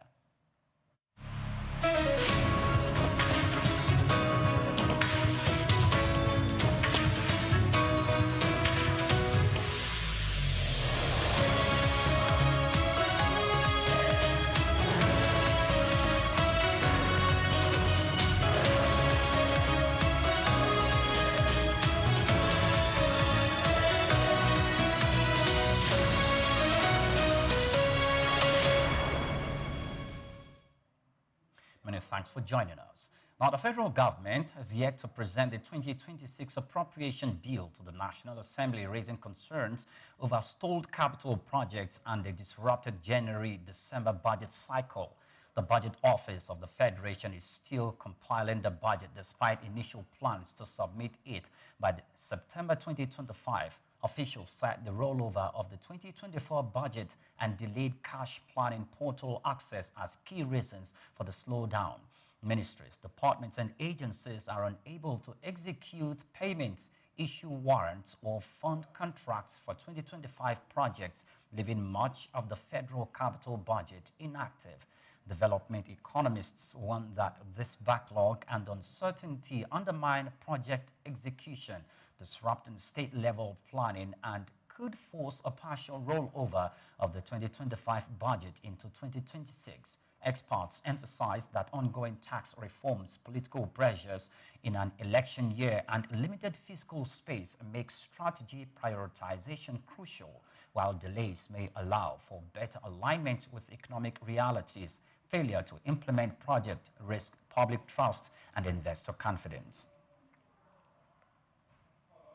Now, Dangote Cement PLC has launched a 100 billion naira commercial paper offer, the first tranche of its broader 500 billion naira issuance program. The offer, which opened on November 17, 2025 and closes at November 19, 2025, comprises 2 tranches and 181-day series at a 17.50% yield and a 265-day series. Proceeds from the commercial paper will be directed toward working capital needs. The company has reported robust financial performance, with revenue rising from 1.03 trillion naira in 2020 to 3.58 trillion naira in 2024, and profit after tax more than doubling to 503.25 billion naira. In the first 9 months of 2025, revenue reached 3.15 trillion naira, while profit before tax suggested 150% to 1.04 trillion naira, despite a slight decline in production volume. Dangote Cement's operating cash flow increased to 1.29 trillion naira, and borrowing fell by 47% to 1.32 trillion naira. And strong cash flows and improved leverage make the commercial paper offer an attractive investment, with competitive yields of 17.5% to 19% for short-term investors. Now, Lagos State has recorded unprecedented interest rate in its latest bond issuance, with subscription totaling 310 billion naira, according to the Finance Commissioner, Yomi Oluyomi. The state offered a 200 billion naira conventional bond and a 14.8 billion green bond, both of which were significantly oversubscribed.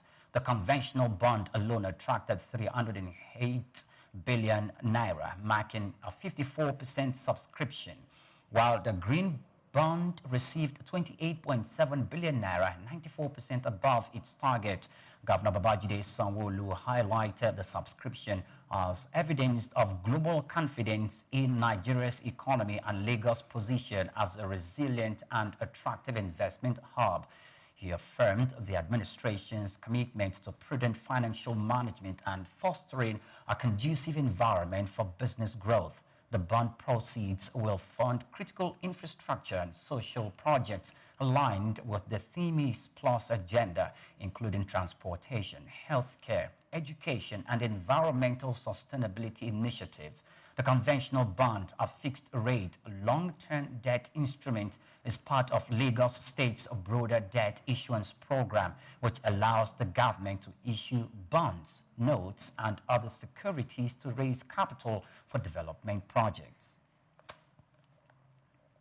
Now, Ondo State Governor Dr. Lucky Orimisan Ayedatiwa has presented a 492.8 billion naira appropriation bill for the 2026 fiscal year to the State House of Assembly, named the Budget of Economic Consolidation.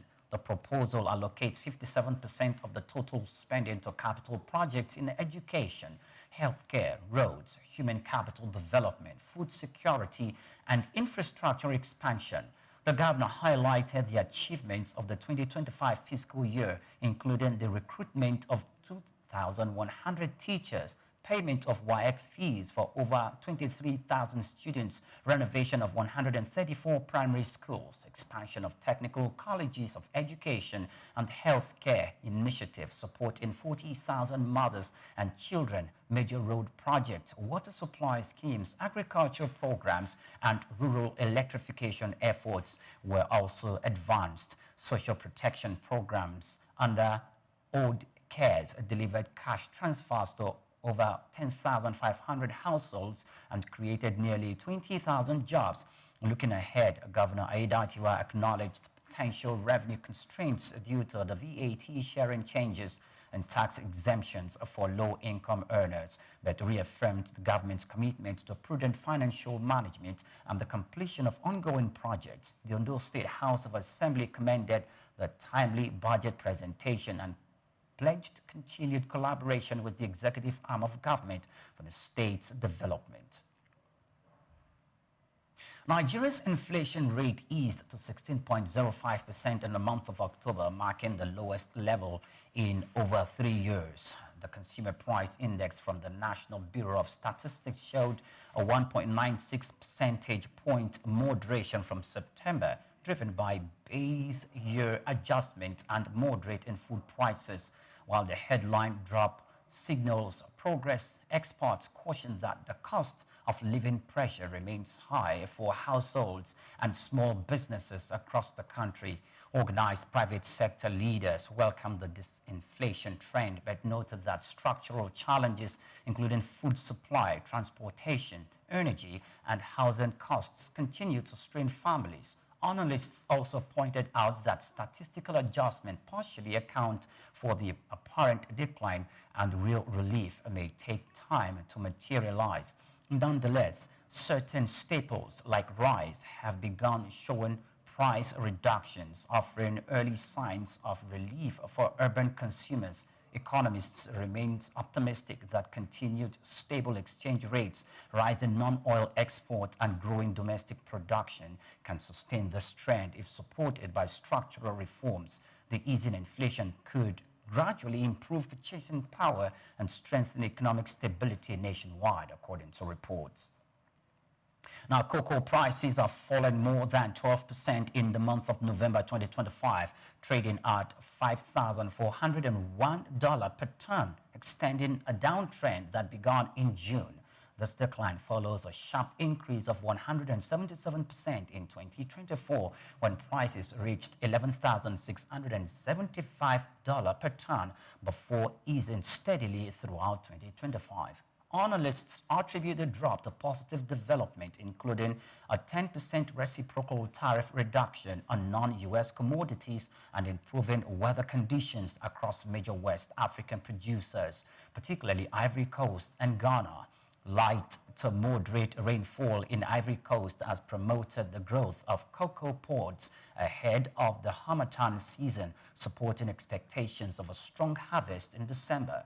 The market trend in 2025 saw cocoa start the year at $10,950 before dropping below $8,000 in the first quarter. A brief recovery in April and May was followed by continued declines through the third quarter, with prices deepening below $7,500 by November. Cocoa has fallen over 50% year-to-date, highlighting persistent bearish pressure despite favorable production conditions, according to reports. The Nigerian equities market opened the week on a negative note, with the all-share index falling to 1.26% to close at 145,159.77 points on Monday.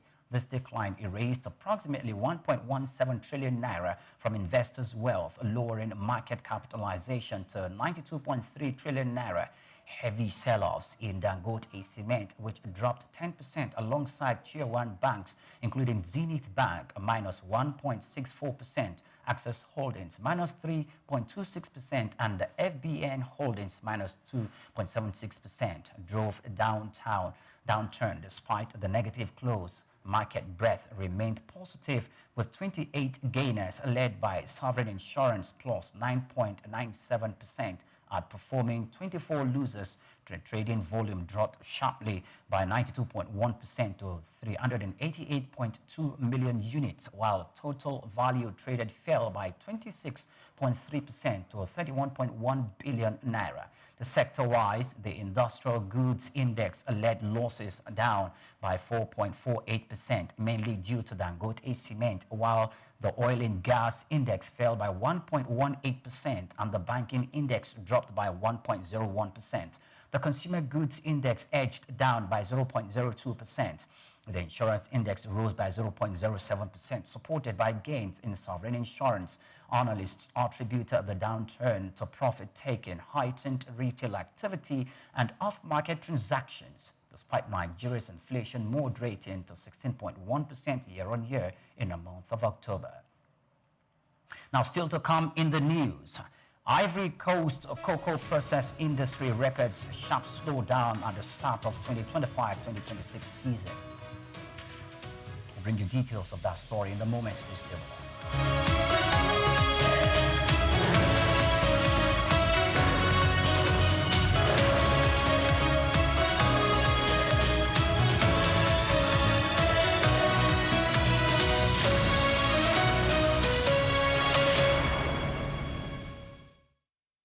Cocoa remains a significant cash crop in Nigeria, predominantly produced by small-scale farmers in the country's southwest region. Historically, cocoa served as a major source of foreign earnings until the 1970s, when the discovery of petroleum shifted the focus away from agriculture. Despite various challenges from its introduction in 1807 to the present, efforts by successive governments and the resilience of cocoa farmers have sustained its production. To better optimize productivity and ensure fair prices for farmers and high economic returns for the government, the Cocoa Marketing Board, CMB, was established in 1947. However, the goal was not totally achieved as pricing policy were unfavorable, discouraging farmers from producing export crops, and that eventually led to the board's abolition in 1986. This resulted in reduced yields and lower quality cocoa beans. Meanwhile, the millennium era witnessed a shift in farmers' focus towards more economically viable crops like oil palm due to the high cost and intensive care required for cocoa production. Cocoa production faces several obstacles, including limited access to fertilizers, unfavorable climate conditions, pest infestation, poor infrastructure, and land shortages. Also, herders' attacks on farmers have deterred farmers from expanding their farmlands. According to research, despite challenges, cocoa production has empowered many farmers and more stakeholders in the value chain, improving their living standards, enabling them to provide education for their children, cover medical expenses, and build better homes. Concerning the future of cocoa farming in Nigeria, there are mixed opinions among farmers. Some are hopeful that government reinvestment and addressing current challenges can revive the sector's past success. Others are pessimistic due to the persistent issues and the trend of farmers shifting to other crops. Regardless, hope remains for the sector. Solutions like improving land-labor relations, infrastructure, and financial support could revitalize cocoa production, reduce out migration, stabilize prices, and enhance value chain development, ultimately securing a brighter future for Nigerian cocoa farming and its stakeholders. Ojai Michael, reporting for Soak News. In Africa, there's one man who has consistently been a household name and index of reference in the business arena. The name Aliko Dangote apparently stands tall. The Africa's richest man clearly benchmarks success, wealth, and prosperity.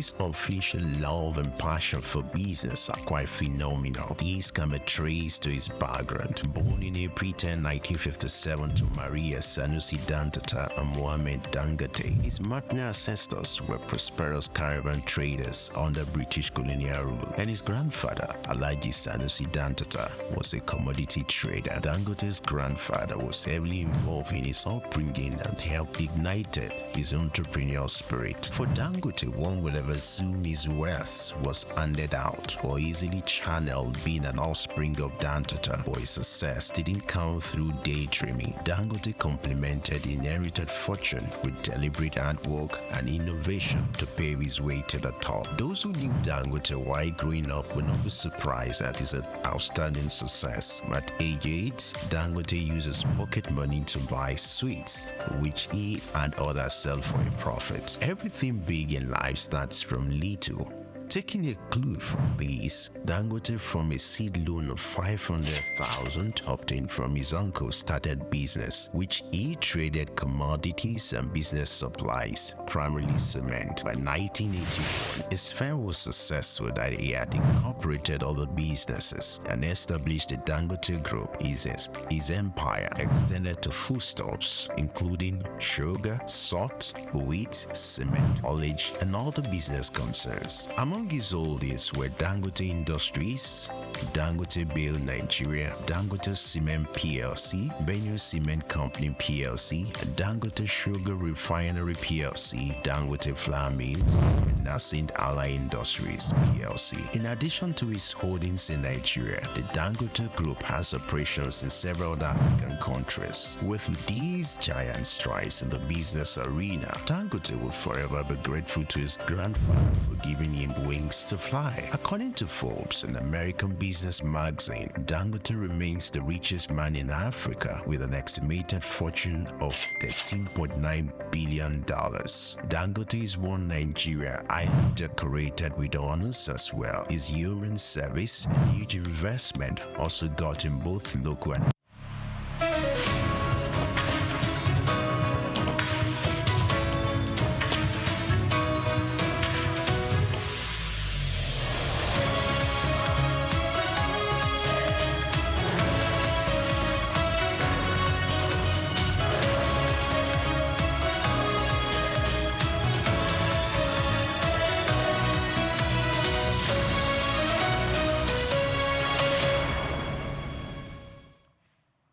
Welcome back. Many thanks for joining us on the news at 3.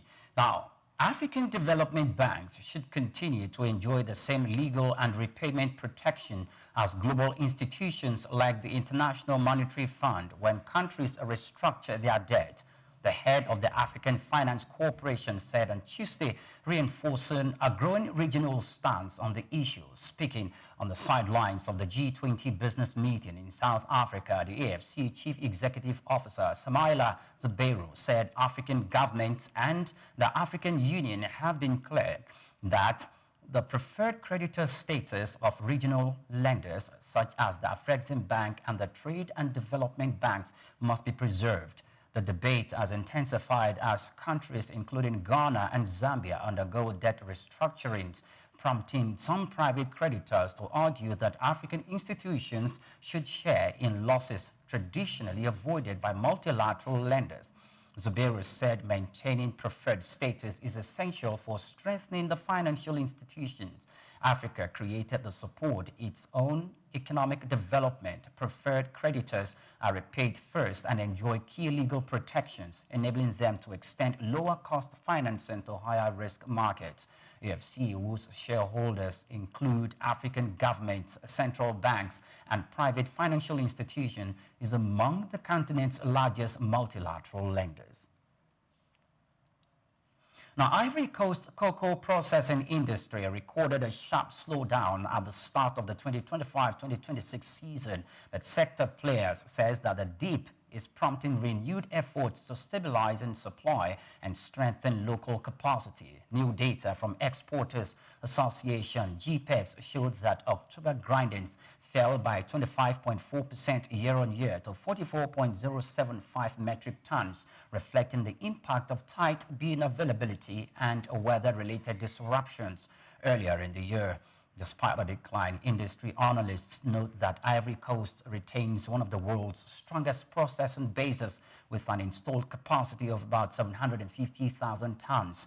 Major global firms, including Barry, Callebaut, Olam, and Cargill, continue to operate as some of the largest African facilities in the continent, underscoring confidence in long-term prospect for the sector. Officials said that ongoing investment in storage, transport, and farm productivity programs is expected to support a gradual rebound in throughput. As the world's top cocoa producer, Ivory Coast remains central to global supply chains and is working to increase domestic processing in line with government goals. Market watchers believed improved harvest conditions and rising international demand could help the sector regain momentum in the coming months. Now, South African money managers are advising the holding cash is unattractive due to declining global interest rates. They recommend shifting capital toward emerging markets which offer higher growth potential amid low-yield environments. Experts highlighted at the Business Summit in Johannesburg that cash currently provides minimal returns. Investors are encouraged to seek opportunities where yields and growth prospects are stronger. The shift reflects a broader trend among wealth managers to diversify portfolios internationally, particularly into emerging economies, to maximize returns while navigating constraints of low global interest rates.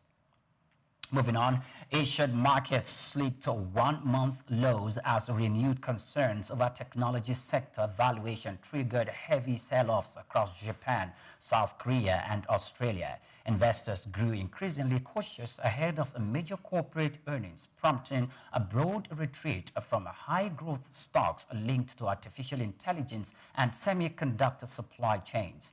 Analysts noted that market confidence is weakening as participants reassess whether recent rallies can be sustained without stronger economic signals. The downturn followed a global pullback, with markets adjusting to rising volatility, softer risk appetite, and expectations of uneven economic data in the days ahead. Some safe haven currencies strengthened, reflecting a shift away from riskier assets, while regional equity indices logged sharp daily losses. Observers said that the decline also underscores uncertainties surrounding fiscal and monetary decisions that could influence investment flows across Asia. Beyond equities, commodity and digital asset markets face additional pressure, with gold, crude oil, and Bitcoin all slipping during the season. The broader downturn signals growing investor fatigue after months of strong performance from tech-heavy sectors. Market watchers believe the coming economic releases and policy signals will be critical in determining whether sentiment stabilizes or further corrections emerges. Now, Turkey's state energy company plans to raise up to $4 billion through the sale of Islamic debt to fund oil and gas production expansion. This will be the company's first international debt offering of this kind. The 5-year Sukuk is expected to issue to international investors by the end of the year, according to government officials. The move is part of Turkey's broader strategy to boost domestic energy production and secure long-term supply. Analysts note that the debt sale could attract global investors seeking exposure to emerging energy markets while providing the company with capital to accelerate exploration and production projects in oil and gas sectors. Now, Spain is experiencing a prolonged political deadlock over its national budget, delaying government spending initiatives. Analysts note that the impasse may inadvertently benefit public finances by preventing premature or unsustainable expenditure. Unlike recent fiscal disputes in other major economies, the stalemate in Madrid has slowed the rollout of new programs, giving officials more time to review and adjust the finance package under discussion. Economic observers highlight that while essential services continue, the delay could affect certain investment plans. The final budget outcome will play a critical role in shaping Spain's fiscal strategy for the upcoming year. Now, Ukraine is increasing its natural gas imports from the United States ahead of winter, establishing a new supply route to bolster energy security. The first shipment, consisting of approximately 100 million cubic meters of natural gas, arrived at the Klaipėda LNG terminal in Lithuania. The shipment marks the first time the Ukrainian trader directly managed chartering a tanker and loading the cargo, highlighting efforts to diversify energy sources amid seasonal demand pressures. Analysts note that expanding U.S. gas imports could help Ukraine reduce reliance on regional suppliers and improve resilience in the face of fluctuating energy markets and geopolitical uncertainties. And still to come in the news, Nigeria Football Federation expresses regret following Super Eagles' failure to qualify for 2026 FIFA World Cup. We'll bring you details of this story and more after this break. To join us again.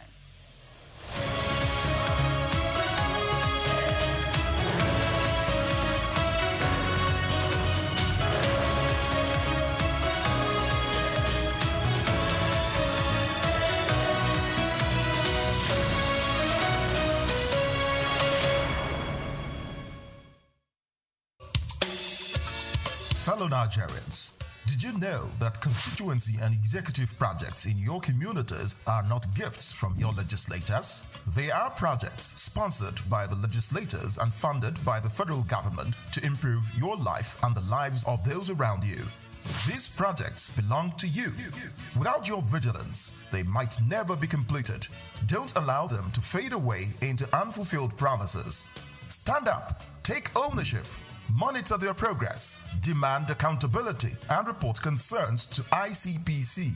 Call our toll-free line now on 0800 2255 4272 or WhatsApp only on 0806 656 4726. This message is brought to you by the Independent Corrupt Practices and Other Related Offences Commission, ICPC, with support from MacArthur Foundation and the Center for Democracy and Development in Africa, CDD. Tafawa Balewa Square, TBS. Tafawa Balewa Square was initially used as a horsing ground called Lagos Race Course.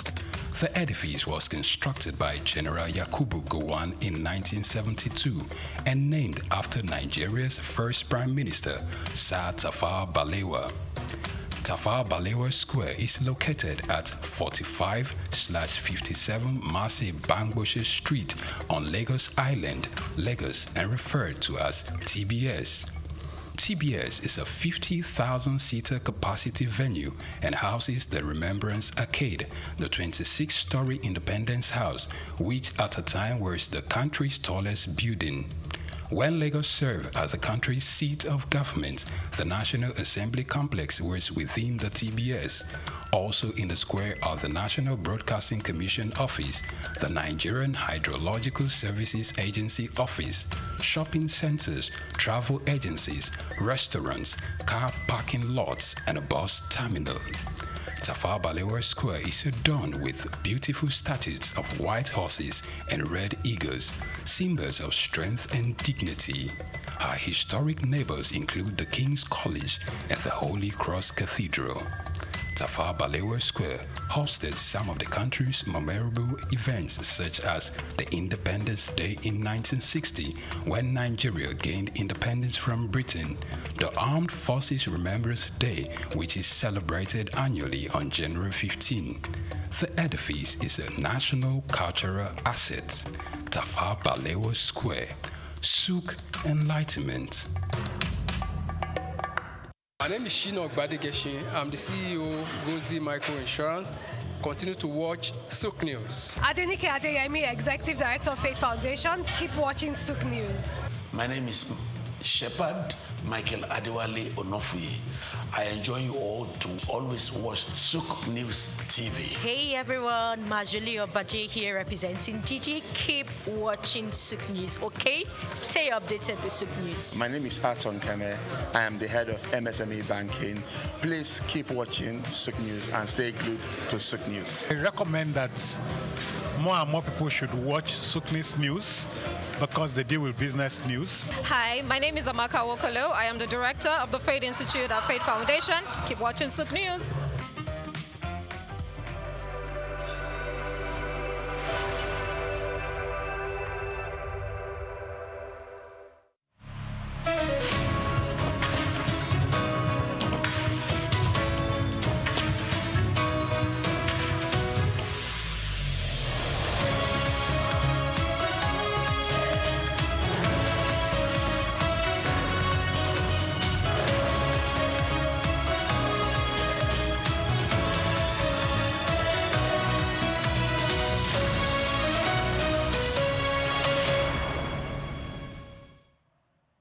Welcome back. Many thanks for joining us on the World News. We're reaching you live from our studios at Souk News TV. Now we continue.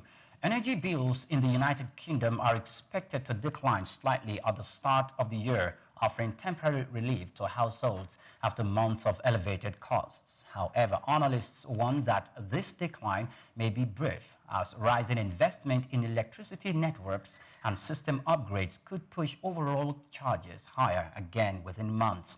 The shift reflects ongoing adjustments in the nation's power market as it transitions towards more modern and resilient infrastructure.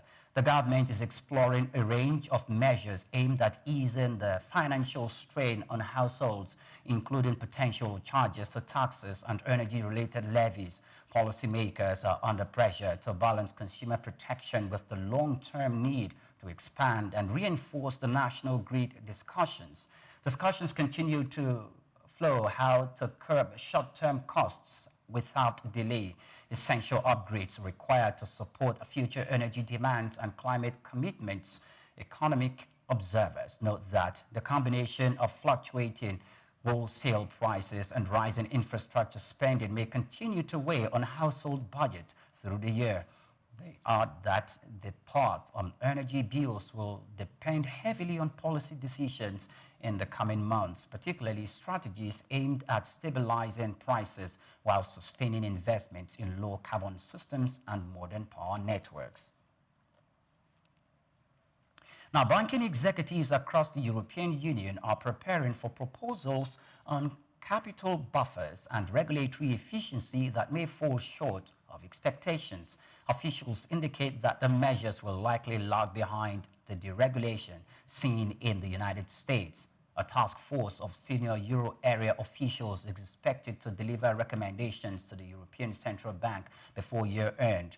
These proposals will inform the European Commission's comprehensive report on the EU banking sector, scheduled for publication in 2026. Industry observers also note that while the proposals aim to reduce red tape and improve efficiency, bankers anticipate limited immediate relief. The findings will play a crucial role in shaping the future regulatory landscape for European banks, according to reports.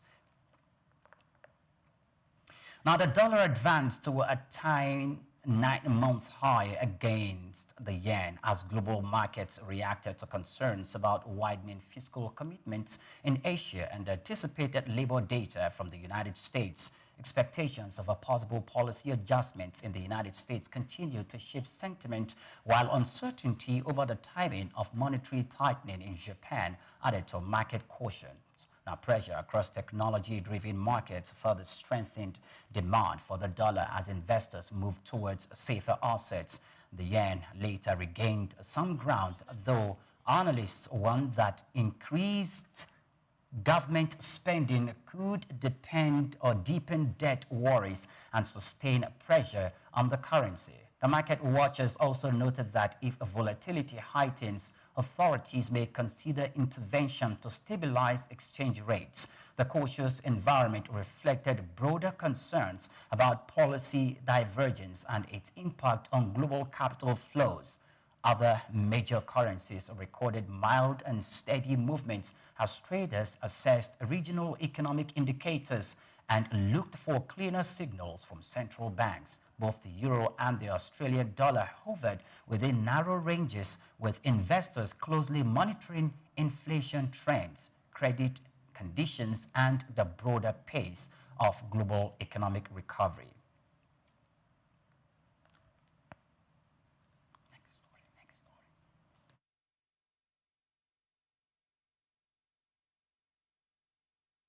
Former Real Madrid striker Karim Benzema has suggested a possible return to the Spanish club while remaining uncertain about his future in Etihad. Speaking recently, he emphasized his deep connection to Madrid, stating that a reunion could happen if club president Florentino Perez remains in charge. Benzema's contract with Al Ittihad runs until June 2026. And he remains non-committal about whether he will stay in Saudi Arabia or return to Europe. The ex-France international scored over 300 goals for Real Madrid and was central to multiple Champions League and La Liga victories. In addition, Benzema defended Vinicius Jr. amid a public scrutiny, highlighting the Brazilian's contribution and potential. He urged fans and pundits to acknowledge Vinicius' influence on the team and avoid excessive criticism, calling him a phenomenal player with a big heart. And still in sports, the Nigerian Football Federation has expressed profound regret following the Super Eagles' failure to qualify for the 2026 FIFA World Cup after losing to DR Congo in the Africa Playoff Final. The NFF described the outcome as a moment of profound sadness for Nigerian football and extended apologies to President Bola Tinubu, the federal government, and Nigerians at large. The federation acknowledged the deep disappointment felt nationwide, emphasizing the team's role as a symbol of unity, pride, and collective identity. Officials pledged a rigorous review of technical, administrative, and structural shortcomings committing to rebuild trust and restore Nigeria's standing in global football. Super Eagles coach Eric Chelle and midfielder Frank Onyeka also addressed the loss, highlighting the emotional toll on the team. The NFF now turns its focus to the African Cup of Nations Morocco 2025 as an opportunity for recovery, resilience, and renewed performance on the continental stage. Now that's a wrap in the news, but before we go, yes, a recap of today's top stories. The federal government is yet to present the 2026 appropriation bill, raising concerns over stalled capital projects amid a disrupted January-December budget cycle. And the Lagos state government records unprecedented interest in latest bond issuance with subscription totaling 310 billion naira. African Finance Corporation says the African development banks should be advanced same rights that the International Monetary Fund enjoys. And energy bills in the United Kingdom are expected to plunge slightly at the start of the year, offering temporary relief to households after months of delayed costs. And in the world of sports, a former Real Madrid striker Karim Benzema suggests possible return to Spanish club while remaining uncertain about his future in Saudi Arabia. And thanks for watching. Do well to follow us on all our social media platforms. Good afternoon.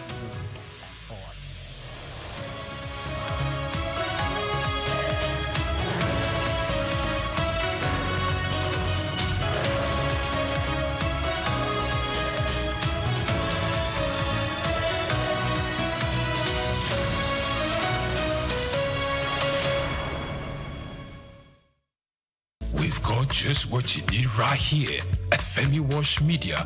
Call it the Midas Touch and you wouldn't be wrong. Let us record, produce, mix and master your audio like nobody does. Reach us on our contact today for the best quality job. From Dubai to Lagos, Nigeria, and across the globe, SupNews TV is your #1 station focusing on business, economy, and development. With global digital reach, we connect Africa's pulse to the world stage. Welcome to SupNews Television, and here we go beyond the headlines. From breaking news, in-depth conversational programs, to market analysis and indices. From policies affecting growth to unique documentaries, from live event coverage to bespoke productions, we deliver content that connects you to the world.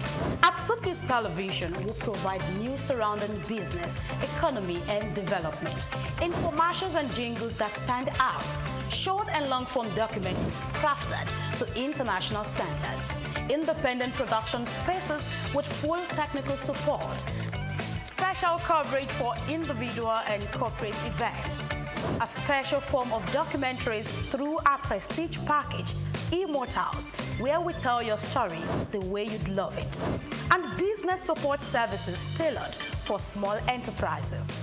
SupNews TV, powered by Femi Wash Limited, also home to the Isle 95.9 FM Lagos and Kasua 99.7 FM Kano, and Emirate News Television Abuja, together forming Africa's trusted media powerhouse. Storytelling, coverage, and connection that matters. SupNews TV, your home for business, economy, and development.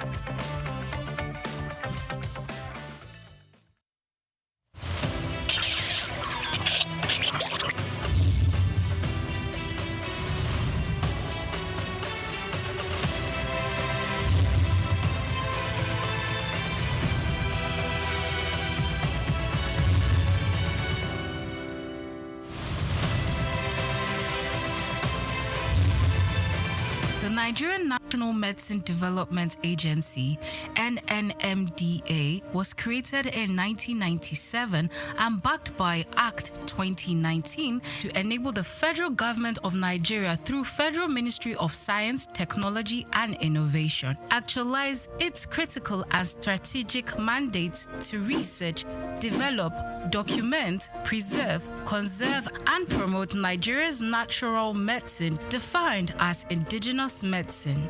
4 Director Generals had steered the affairs of the agency since its creation 28 years ago.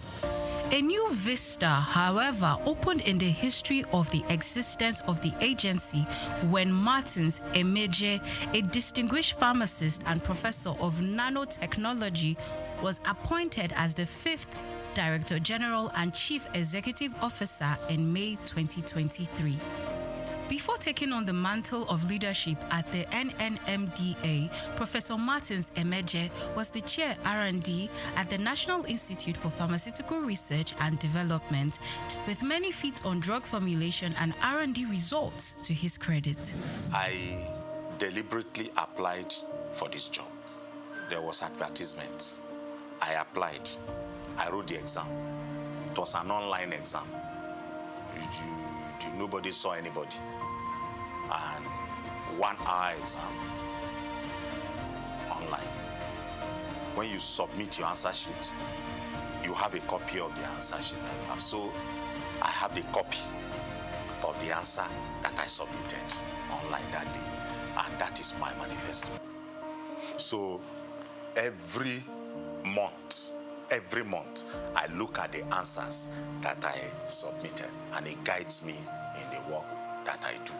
As a researcher and proudly the first and only research fellow in Nigeria who is heading a research institute, I know exactly the problems of R&D in Nigeria, because nobody in Nigeria has or is currently heading a research institute, and he went through the rank and file from being a trainee researcher to an intern researcher, an NYSC researcher, and then a research professor. This is the background that I have. Call him a round peg in a round hole, and you won't be wrong, as he hit the ground running, leaving a lot of innovations on his trail, achieving great strides in the areas of education, agriculture, and health, thereby raising the bar in R&D in natural medicine for the agency. From May 2023, when he was appointed, within just a few months, 4 oral solid dosage formulation products were unveiled. My greatest moment actually happened on 8th of March 2024, when the Minister of Innovation, Science and Technology, Chief Uche Naji, came to Lagos in the campus of NNMDA here to launch 4 oral solid dosage forms. It was not just the first time it was happening in NNMDA, the very first time it was happening in Nigeria. We decided that we will go for education as a major target, as a major KPI. And we went for it aggressively and got accreditation to start a 2-year national diploma in natural medicine. So this agency, for the first time in Nigeria, we now have a school of natural medicine. It's never been heard before. It happened in this administration within these 2 years. Within these 2 years too, because the country saw that we had made explosive advancement in this area, we got upgraded to what we call an awarding body for national skills acquisition in traditional medicine. One of the best medicinal gardens that you can find in Africa right now is in this country, owned by the Nigerian Natural Medicine Development Agency, and we did this these 2 years. In fact, two of our products that is waiting for Mr. President launching was we got our raw materials from our Nasarawa State Farm in Karo. Nigeria is the largest producer of cassava in the world. Cassava. The only country that competes with Nigeria is Brazil. Yet, Nigeria does not have value-added cassava products. Yet, Nigeria imports starch to make pharmaceutical products. We made a presentation to the National Assembly, and the Senate of our National Assembly supported us. So we went into development of pharmaceutical grade starch. Today, we have pharmaceutical grade starch. In health itself, we have developed and submitted to NAFDAC about 23 different products. 23. And they are all at advanced stage of NAFDAC's regulatory assessment at this point. Now, 3 of such products plus 5 of what we did the previous years is available, and people, because we are a research institution not capacitated or competent as by reason of mandate and skilling to do marketing, we do them. We do proof of concept, and we wait for entrepreneurs of pharmaceutical industries, nutraceutical industries, food industries to come take them to the market, right? But we also owe, because, like I said, the huge component of the Renewed Hope agenda is that people should be attended to, so that they know that they cannot lose their hope completely in their country. So in this environment, anybody who wants drug for hypertension, for malaria, for erectile dysfunction, for arthritis, for diabetes, for hepatitis, for about at least 8 different disease areas, they come to our pharmacy here to get the drugs. The past 2 years, under the leadership of Professor Martins Emeje, has seen human capacity development like never before. A development that propelled the agency's researchers into breaking new ground.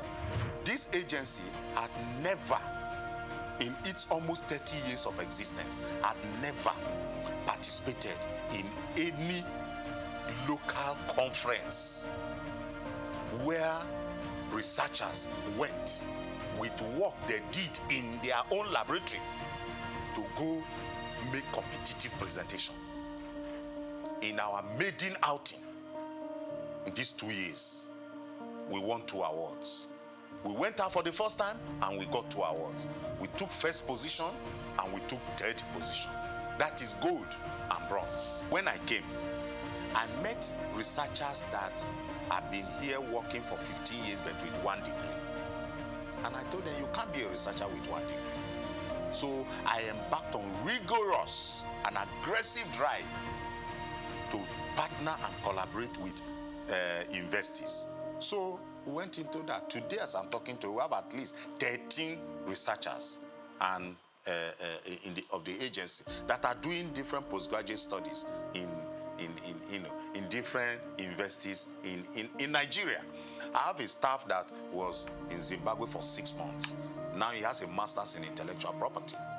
At least 7 of my staff have gone to India.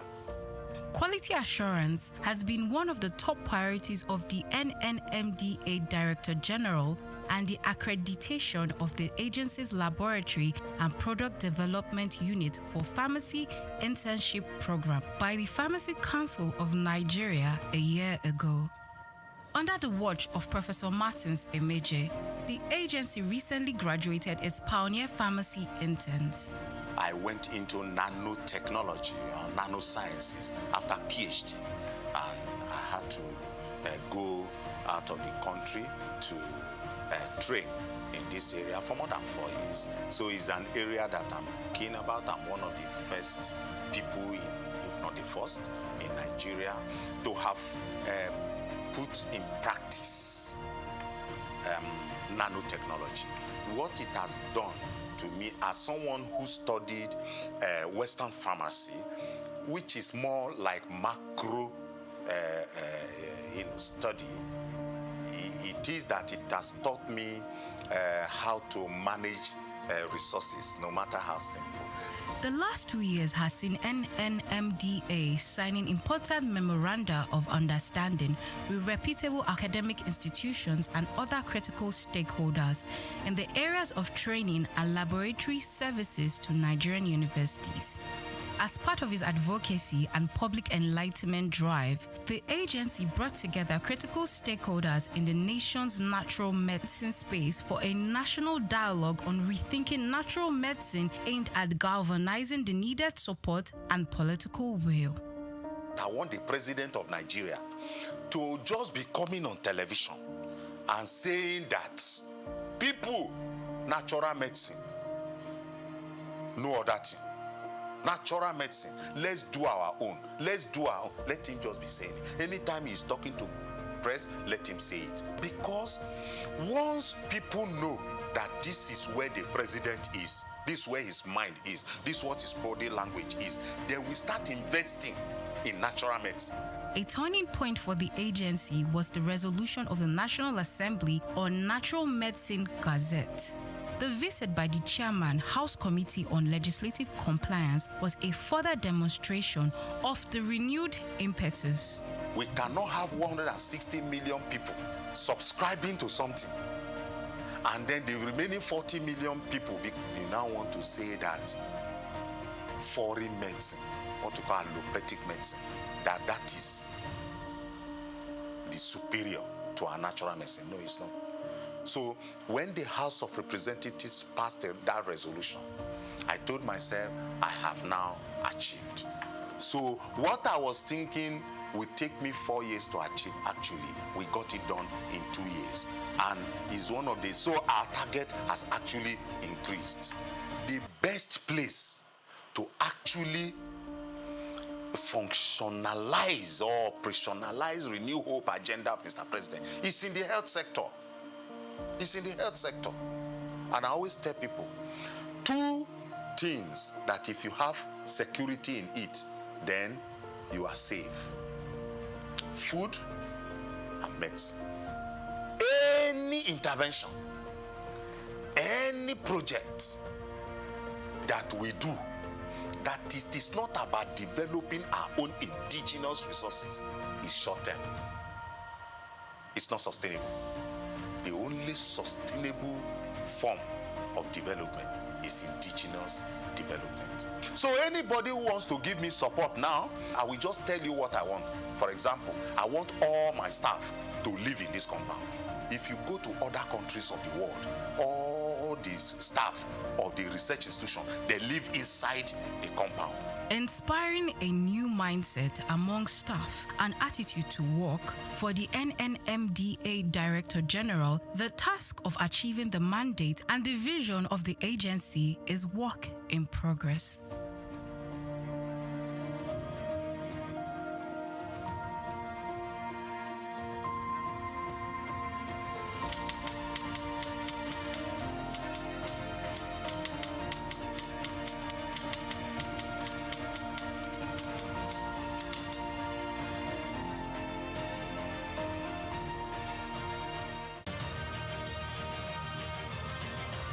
In the heart of West Africa, where the Atlantic Ocean meets vibrant coastlines and cultural richness, lies a country that has long served as a bridge between tradition and modernity. Welcome to the Republic of Senegal. From its diverse languages to distinct cuisines and colorful attire, Senegal mirrors the broader identity of West Africa, a region shaped by history, resilience, and remarkable diversity. But among its neighbors, Senegal stands apart in a unique way. Since gaining independence from France in 1960, it has never experienced a military coup, a rarity in the region and a testament to its stable democratic legacy. Its capital, Dakar, hugs the coastline and is home to nearly a third of the country's population, around 5 million people. Though over 90% of Senegalese identify as Muslim, the nation's first president, Leopold Sédar Senghor, was a Catholic. a poet and philosopher. Senghor played a pivotal role in post-colonial West Africa, founding the Federal Assembly after France's withdrawal.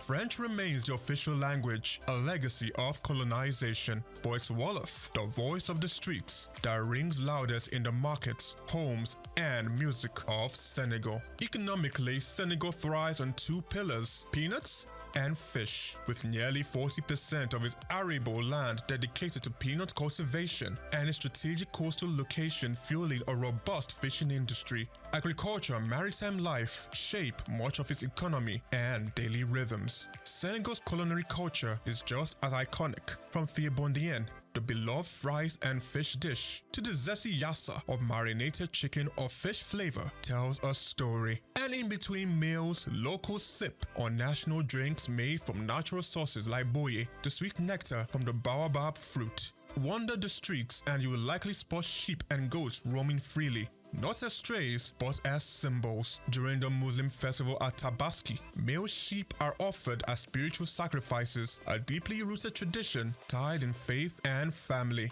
While football reigns across the continent in Senegal, a traditional form of wrestling called lamb shares the spotlight, and sometimes steals it. Considered a national sport, lamb draws crowds of over 70,000 during major bouts, with a mix of athleticism, rituals, and roaring support from devoted fans. But Senegal's legacy runs deeper than sport or tradition. It is home to some of Africa's most symbolic landmarks. The Great Mosque of Touba, the largest in Africa, towers over the faithful. The Africa Renaissance Monument in Dakar stands at 49 meters high, Africa's tallest statue. And on Gorée Island, history echoes through the door of no return, the final passage for enslaved Africans during the transatlantic slave trade. Senegal is proudly home to 7 UNESCO World Heritage Sites. From Gorée's sorrowful legacy to the rich biodiversity of Djoudj Bird Sanctuary and Niokolo Koba National Park, from the colonial charm of St. Louis Island to the cultural landscapes of Bassari Country, and from the unique Salom Delta to the ancient stone circles of Senegambia, the land is a living museum. Add to that the dazzling pink lake, whose waters shimmer rose-hued during the dry season, and Dakar's revered surfing coastline, and it becomes clear. Senegal is a country of rhythm, resilience, and unmatched beauty. This is Senegal, the doorway to West Africa, where culture, history, and spirit converge to welcome the world. Chiki Okolo, Sook News TV.